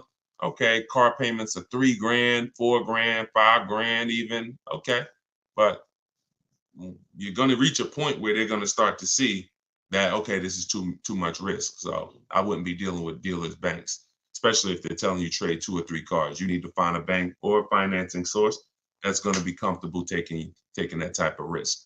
And that's it. Go ahead, Dolan. And if you're using those for business, you should really try to get them in a business name. Is your book only digital, or can I get a hard copy? It's only digital, because there's nothing that I can do. First of all, there's so many reasons why it should not be a hard copy. One, the car business changes. My strategies and steps don't change, but the websites we use change. Vroom used to be one of our bidders. Vroom went out of business a couple months ago. So if you had a physical book that you were reading, you'd be going to Vroom and getting we don't do this anymore. So templates, I link you to templates that you scan, you're copying and pasting. I'm linking you to Google Documents. I'm linking you to videos that's in my video library. There's things that I'm linking you to throughout the book. Plus, you jump from a section, like it's like a warp zone. If anybody ever played Mario, when you get to a part where I'm asking, where the most important question is, how many years are you keeping the next car? If your answer is less than 8, you click a link and you're going to the lease section. If your answer is more, 8 or more, then you click this and you're going to the purchase section. So it's an interactive book so that you're not reading. It's no way. I don't want to be a person who's leasing a car. I don't want to be a person who's purchasing my car, and I'm kind of skipping all this information about leasing that's not relevant to me. I don't want to do that, because now I'm going to get confused. Okay, is this for me or not? So I had to have links that warp you to certain sections that keep you on track. Wouldn't be possible with a physical book. And again, the updates are probably the most major. Those 2 reasons are why this book would be horrible as a hard copy. Well, I'd just be coming back every 6 months, every year. I'd have to do volume 1, volume 2, volume 3, because that book you bought last year, it's not relevant anymore, because there's so many things that change. When I wrote my first book, 52 Car Buying Questions Smart People Don't Ask, that was 2021. 2021, that was a digital book as well, but the format of it was so rigid. Once things changed, I couldn't change it. I had to totally write a whole nother book. Plus, I wanted to do it step by step. But back then, TrueCar had more power than they have now. That TrueCar has no power now. So all of these things, the markets change. So we need to make sure that all the information we're giving is able to be updated. So when you open the book a year from now, it's relevant. And that's because we're updating the main file. Could never do that with a hard copy. All right, legit question though. Go ahead, Dolan. We are live, y'all. I know you don't usually see me live this time of the day, but we decided to do a special live. So whenever you don't see the banner above my head, you're watching a live show. When you see the banner, that means you're watching the rebroadcast, because we rebroadcast the shows throughout the week.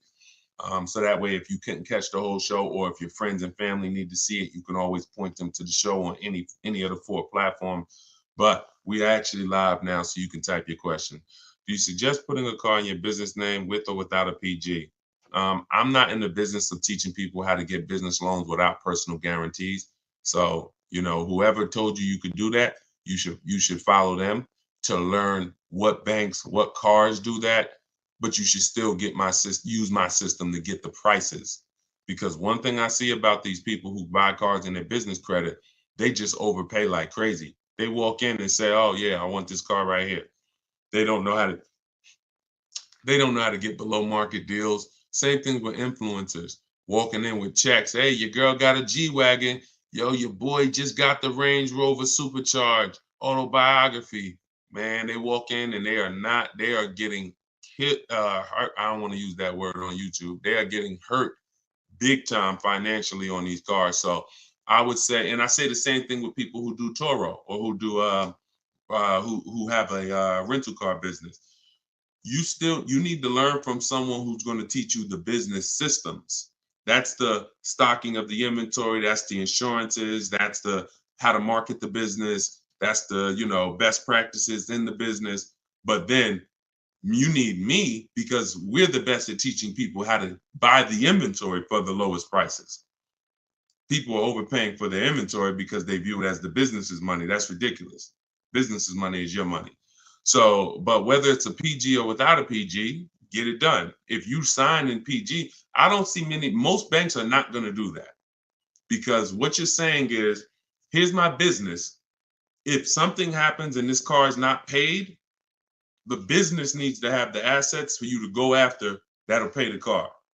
If the business doesn't have the assets, the bank is saying, we're coming after somebody who has the assets. That means you could just be like, one day, all right, I'm not paying for these cars no more. Take them back. And then there's no recourse. Most banks are not going to do that at all. But some will. If some are doing it, just find the people who's teaching you which banks do it and follow them. Okay? It's up to you. I've had plenty of people buy cars in their business name, personal guarantee it, and it doesn't show in their debt to income. And now, very important before we go to the next question, if this is your goal, you need to call the finance manager at the brand. So if you're like, oh, I want a Honda, you need to talk to a finance manager at a Honda dealership and say, if I buy a car in my business name and personal guarantee it, will it show against my personal credit? Because it will with Mercedes as far as 2019. And I learned that the hard way. Me and the customer. It was, I said, the customer was buying cars in their business name, real estate developer, and he came and he got a Mercedes Benz. He put it in his business name with the personal guarantee, and it's still reported on his personal credit.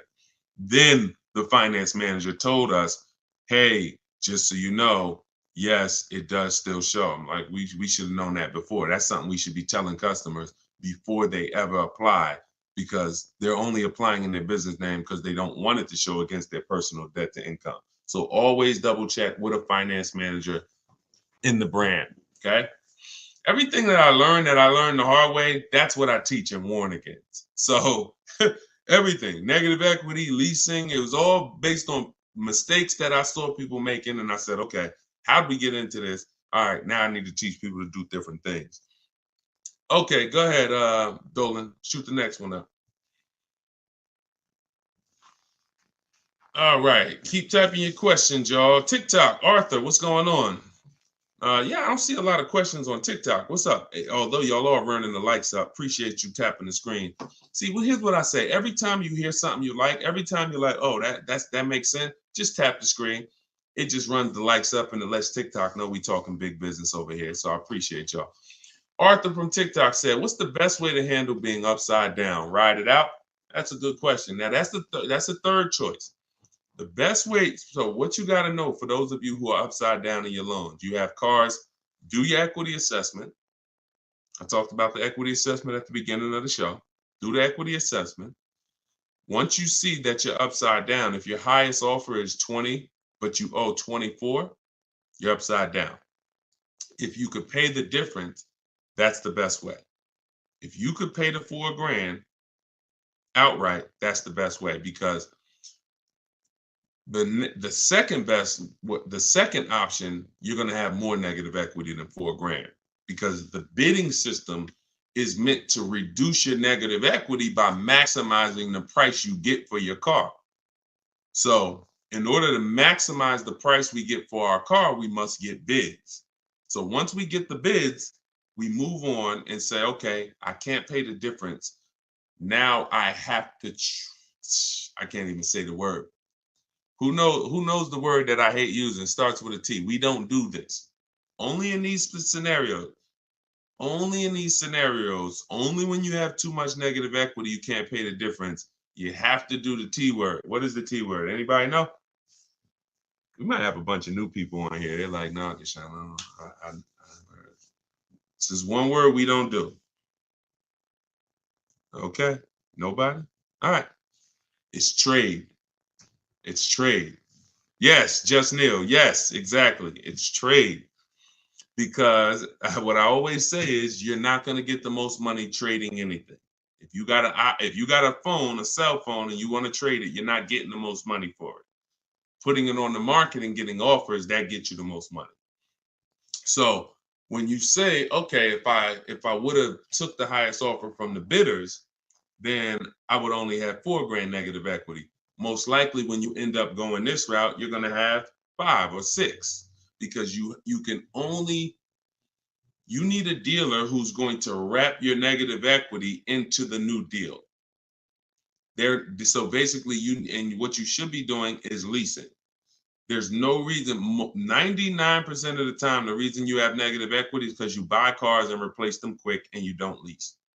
I could see if I'm a doctor financially, I'm going to treat your problem, which is what we're doing. Here's what you could do. You could do some antiseptic. You can use this. But here's what's causing the problem. Okay? So once this thing is healed, you need to know, because if you don't know what's causing it, you're going to be back in this situation again.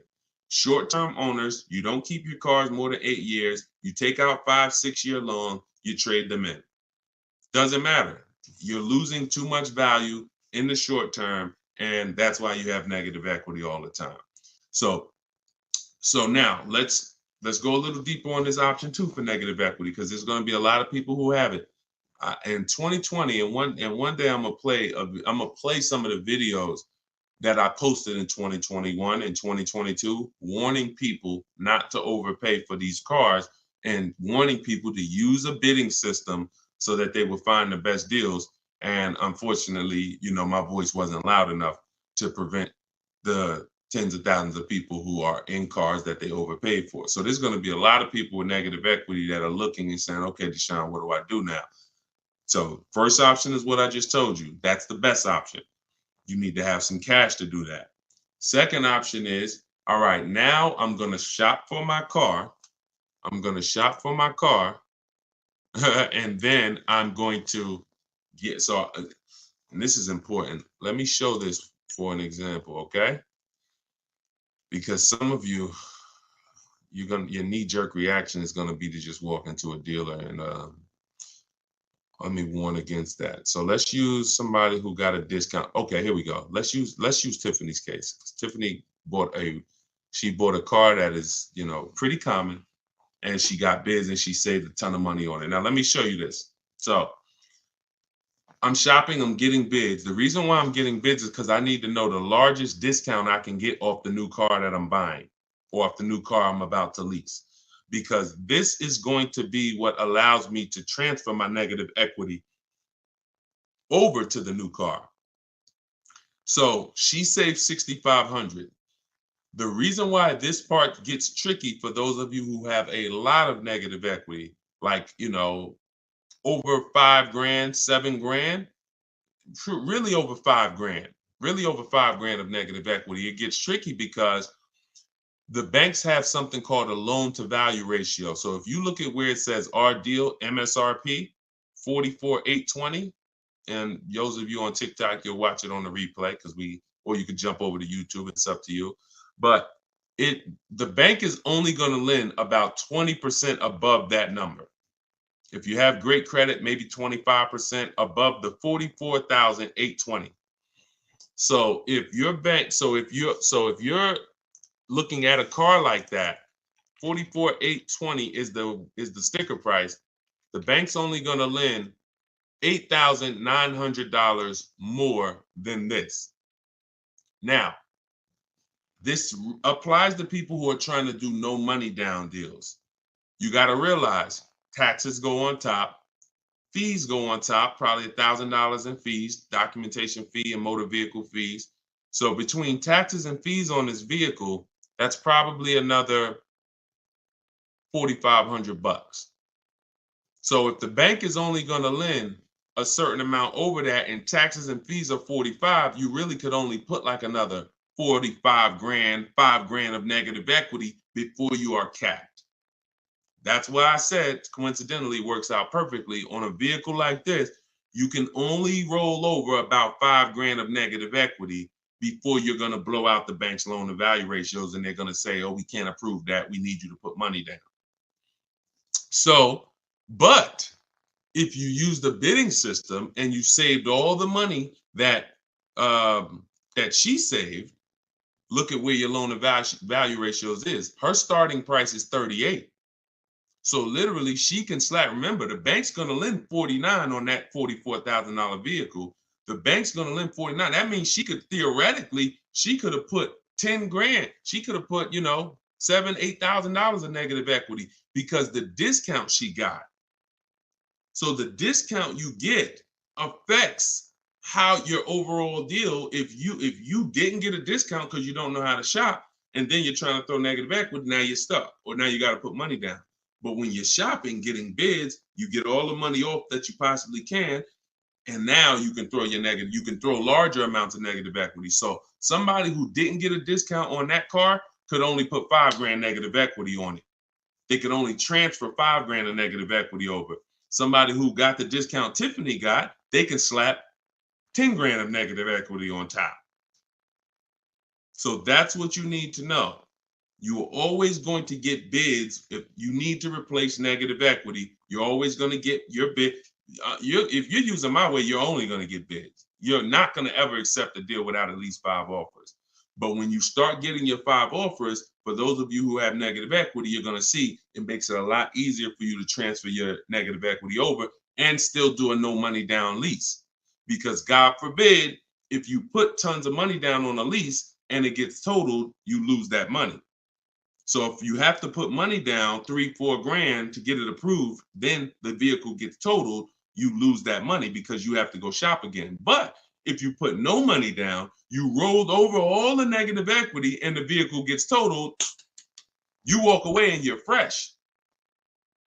Whole different positioning, whole different leverage, whole different exposure. If I just rolled $7,000 over of negative equity to this lease I'm driving, God forbid the vehicle gets totaled, none of my money's in it, I'm out the negative equity. And like, it's a blessing. As long as I'm not hurt, praise the Lord, it's a blessing. So this is financial strategy. I'm a strategist. So that's what you do. Those are the 2 ways to get out of negative equity. You pick your choice. And if you can't do either, then you got to stay and you got to pay down the loan. That's the third option. But once you're out of negative equity, get out of it and stay out of it. Most of you should be transferring that negative equity to a lease. And that's gonna solve your problems in the long run. Go ahead, Dolan.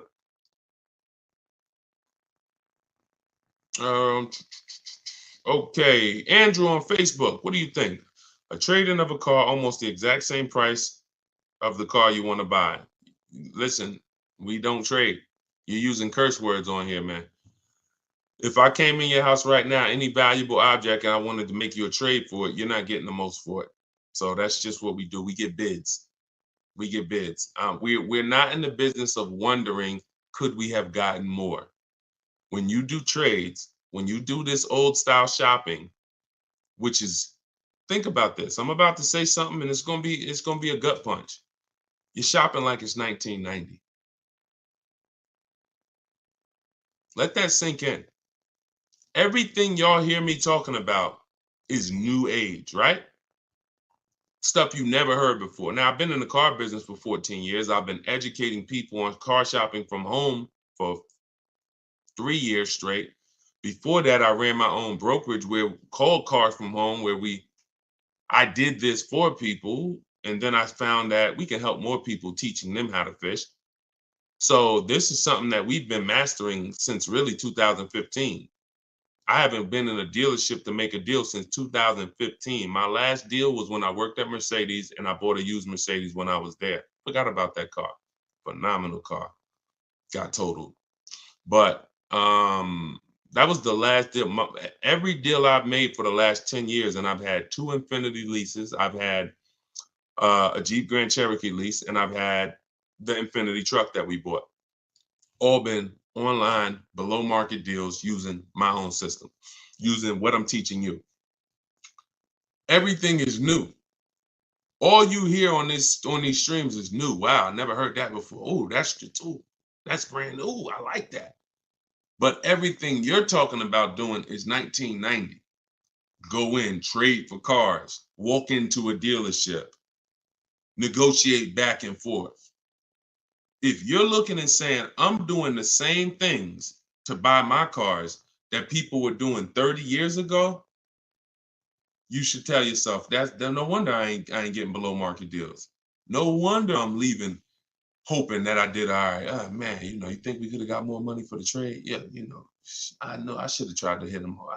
I could have got another 1,500, but you know what, man, let's just, that's buyer's remorse. That's buyer's remorse. This stuff that you accept as normal, Buyer's remorse. That is not what we do.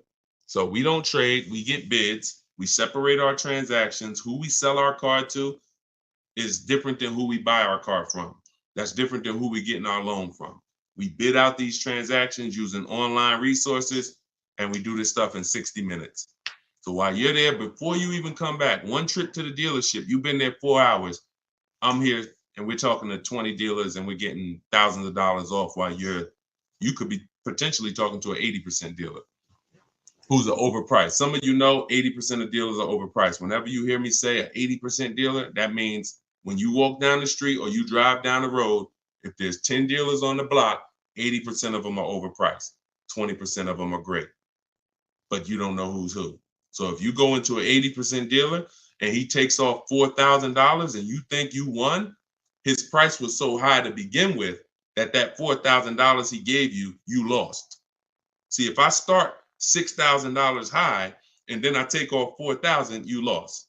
If I start $2,000 high and take off $4,000, you lost. If I start at the normal price and take off $4,000 and beat my competition, you won. So this is what we do. It's a science from shopping from home. That's why the book is called Cars from Home. 7 steps to saving time, money, and avoiding dealerships. Go ahead, Dolan. And bring in Lakina. I see Lakenya on YouTube. Bring her in after Robert. Instagram. Y'all keep typing your questions. We are live. We'll do No, I don't do DMs, my olive branch. Thank God we got 2 million followers. There's no way. And none of this stuff is uncommon.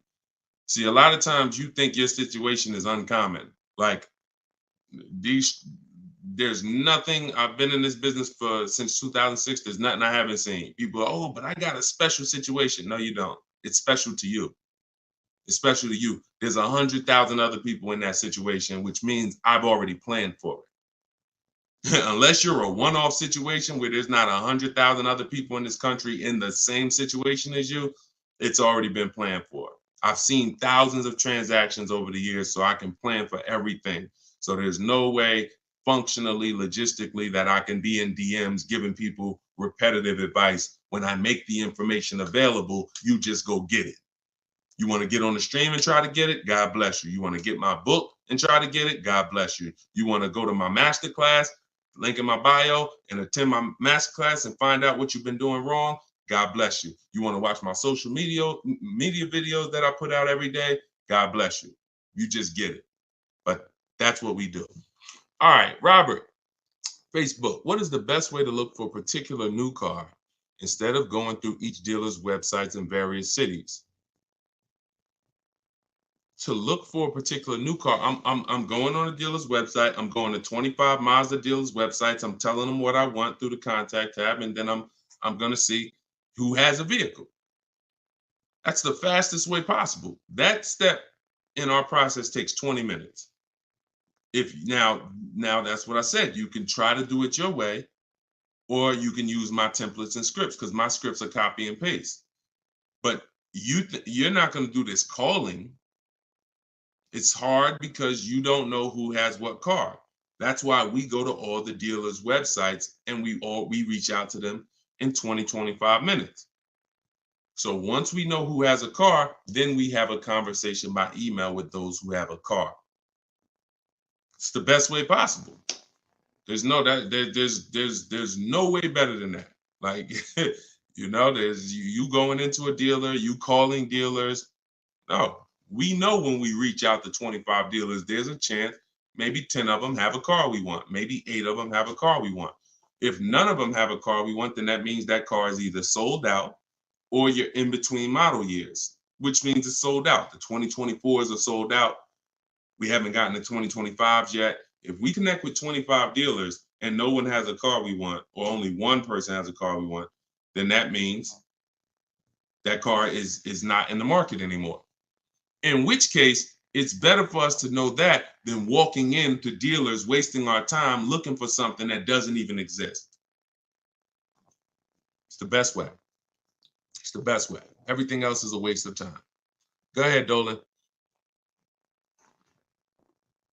Okay, good morning. I bought the book and right now analyzing my equity. I owe $36,000 on the vehicle. It's a 2024 Mazda CX-5, but the only offers I've gotten so far are $23,000. Why are we looking to get out of a car? It's a 2024.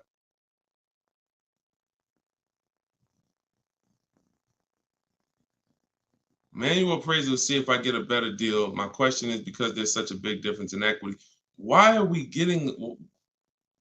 trying to get out of a car that's a brand new car that just came out? I wonder if I should keep the vehicle for 8 years. Okay, wait. Okay, so you bought it. So you bought the vehicle. My question is, because there's such a big difference in equity, I wonder if I should keep the vehicle for 8 years. What do you think?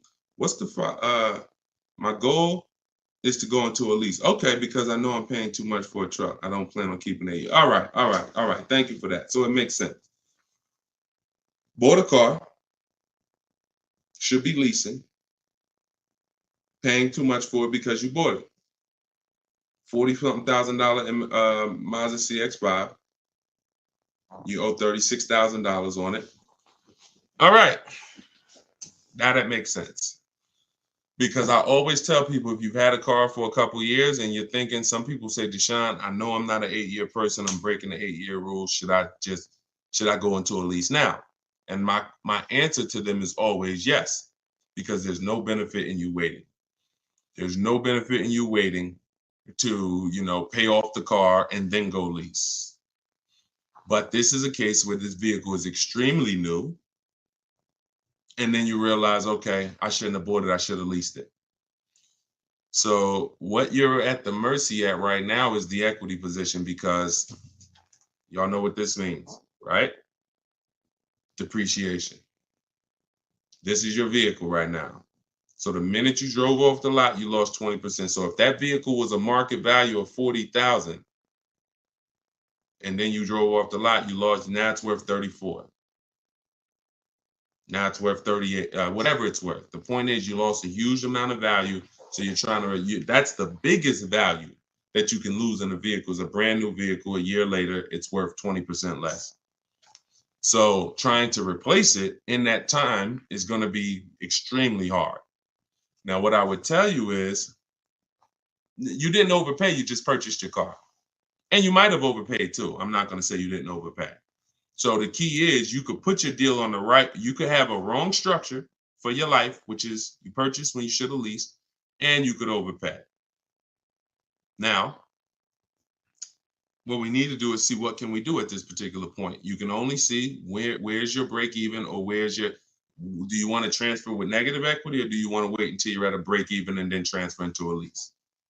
The soon as you could do that, the better. And I'm gonna tell you something. I had a close friend of mine. He's actually a business partner of mine, and he came into the system and he learned my system, and he had a Kia Telluride. Wasn't going to use it, but we're doing some business together. He's a banker, and we're about to build this banking application. So happens his Kia Telluride gets totaled. His wife has an accident. His Kia Telluride gets totaled. He didn't know about leasing either. He didn't know about the 8-year rule either. So he said, Deshone, so I'm gonna use this bidding system that you create. I'm gonna use the system, because why not? But what I found is, I'm not an 8-year person, so I'm gonna go for a lease. I said, okay. Getting the same vehicle, Kia Telluride. Hits me last week. We go out to dinner. He's like, so I'm picking up my Telluride, and then we'll go out to dinner afterwards. He said, I got him under $500 a month. It was like $479 on a Kia Telluride that I was just paying $800 for a month. I said, well, congratulations, man. He said, man, listen, it's just deal structure. So he's driving the same vehicle. In fact, he got a brand new one. And that's the revelation that most people are going to make. And that's really the big revelation, because the amount of money you're going to save is just going to be amazing. But you have to see at this point now, when does that make sense? Because I just bought this vehicle. It lost a ton of value naturally, because that's what it does. Depreciation has set in. I would do my equity assessment and keep doing it. I do it probably once every 6 months, once every year, and see you're paying $623 a month for it. Yeah. You could lease that same vehicle. I mean, think about this. And I'm just telling you so you can have a target. If you go right now and you transfer, okay, so let's just say a phenomenal offer on that because, you know, Tiffany got a Mazda. She got a Mazda. Now, she didn't lease it, she bought it, but she got $6,000 off the vehicle, $6,500. Let's just say that $43,000 vehicle, let's just say she could lease that for like, you know, $425 a month. We don't know what her best offer would have been if she leased it. But if it's $4 something a month, then you overpaid because deal structure. And, you know, if you put money down, that's more money that you overpaid. So you have to now have a goal and say, all right, this is a correction of a mistake. If the damage is done, just understand that the damage is done. Wrong deal structure it's done. So all you can do from here is say, all right, I know what my next goal is. I'm going to move from this vehicle to my next vehicle in a lease, and I'm going to do it when it financially makes sense to do. That's all you could do. It's a purchase. You didn't necessarily sell. You're not paying $623 because you necessarily got a bad deal. You're paying $623 because you bought a brand new car. So you should just focus on, all right, do your equity assessment every 6 months, enjoy the car. It's not going to be forever. Hopefully in the next 12 months, 18 months, the equity position levels out where you can make a move from the car. And if you put a little money down, it'll help you. But think about that. Think about this, y'all. Real scenario. And we're not, and look, your story is going to help you if you follow this plan, but it's also going to help people who are going to be in your situation and who can avoid it. Because really, you probably, in order to get $623 a month, you either got a long loan, maybe 6-year loan, put a little money down. But what are we talking about? When you can replace that car, we're not talking about you getting any of that back because you're not going to get it back. If we could break even right now, that would be a blessing because you can move freely. So we're just praying to get to a point where you could break even, which means whatever money you put down, gone. Whatever the $600 something you're escaping to go into the lower lease payment, gone. So this is why I'm telling you guys, if you're not keeping your cars 8 years, you should only be shopping for great lease deals. It's impossible to get a great deal if you purchase a car, but you should have leased. Impossible. And I will tell this for everyone who's willing to listen, not be emotional, not listen to what Dave Ramsey's been telling them for years, because these are the facts. These are numbers. And I put this advice up against anyone in the world. Numbers are numbers. I love numbers. So here's what you do, LaKenya. Don't beat yourself up. Enjoy your new car. You could afford it, but you just know, future-wise, I'm going to be getting great lease deals, and I'm going to take the strategizing in it and the shopping for cars and understanding financial literacy with cars extremely serious because I'm never going to repeat this again. Let it be an anchor to you to never go out here winging the process again, because this is your money. So the info is available. Run your equity assessment. When it makes sense to transfer it over, shop for your next car, get bids so that you can save all the money you need to save and then go into a lease. That's all we could do. That's all we could do. I will shout from the hills, y'all. People say you only talk about leasing. They don't listen. 8-year plus people, no. We should be buying. If that's the most important question, how many years are we keeping the car? 8 years, we're going to buy it because we're going to outlive the depreciation. We know depreciation looks like this. It's the unseen expense. These are the first couple years, and then it levels out like this to where my car is not losing value. Okay, good. No money down, 72 months. Good. All right, there you go. Then just do what I said. At least you didn't lose any money. It's just the overpayment is going to be for the purchase. You probably got a good price on the car. Just make sure that you run the equity assessment. You'll be fine. You'll be fine, and in the long run, you'll be fine. You're fine now. You could afford it. You just want to go into another car. Like I said, my man just did the same thing. My partner just did. He didn't know. See, if you didn't know, then it's just in the back of your mind. But he knows now. I was driving a Kia Telluride, paying almost $800 a month. Now I'm in the same Kia Telluride paying under 500. Under 500. My payment is 479 or whatever it was. Same exact car. There's people pulling up next to him in the same car, but because they were told purchase your cars, don't lease, they're paying $300-400 more per month than he is. Just so they can say, oh, we purchased. Meanwhile, they're going to trade it in 3, 4, 5 years and do it all over again. Now, if they were keeping that Telluride, if they said we purchased this and we're going to drive this till the wheels fall off, we're going to have this in our household 10 years. One day we come out, it has 200,000 miles on it. It doesn't start. It's 12 years old. That's when we get rid of it. Then that's when you purchase. 8 years, 10 years, 12 years, you outlive the depreciation. You dodge this bullet. You don't replace your cars when it's dropping in value like this. And that's how you win. Long-term ownership. If you're not going for long-term ownership, then you should be shopping for great lease deals. That's the plan. That's the structure. Everything I taught from the stream on this stream is in my new book. It's called Cars from Home: 7 Steps to Saving Time, Money, and Avoiding Dealerships. It's not just the science of deal structure and proper deal structure. It's the science of car shopping from home and making dealers and banks bid for your business instead of negotiating. So all of you if you don't like negotiating, if you don't like not understanding car deals, you will love this because it's going to work and empower you. You become the prize. People should be trying to win your business. You shouldn't be in one dealership or two dealerships trying to talk them into selling you a car and doing you the honor of selling you a car. You should be sitting at home and letting banks and dealers come to you and win your business. We're the prize in this. So our strategies and our systems reflect that. We are the prize. And the 20% of dealers and the 20% of banks that do the best deals, they don't mind competing. They don't mind showing us that, yes, you are the prize. And here's what I'm going to do for you. I'm going to beat all my competition's prices just to show you that I really do want your business. Thank you. Those are the people we do business with. So that's all in my book. You can get your copy for 75% off. It's normally $97, but you can get yours in my TikTok bio and in my Instagram bio. Just click that link and click the button that says get my new book 75% off, and you can get it for $24. But if you've been to the website and that timer started running, then when you go back, the price will be $97. It's on you to decide if, listen, I need this information. If I missed the $24 deal, I'm taking the $97. I need this information because this information will net you thousands of dollars on your first transaction. You saw what it did for Tiffany, $6,500 off her first car using the book.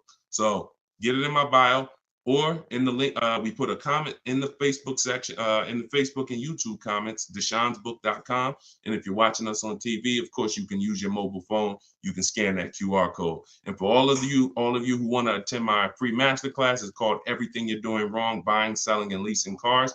You can also click that link and attend. You'll need about an hour though, and you'll need a pen and pad because we go very deep into leasing versus buying and 23 other mistakes that you're making that you don't know you're making. So you can do that. You can attend that, or you can attend that in my TikTok and Instagram bio as well. Like I always say, I make the information available. You get in where you fit in. Just get the information. All right. Great stream today. I appreciate everybody. Enjoy the rest of your day, and we'll see you on the next one. God bless you.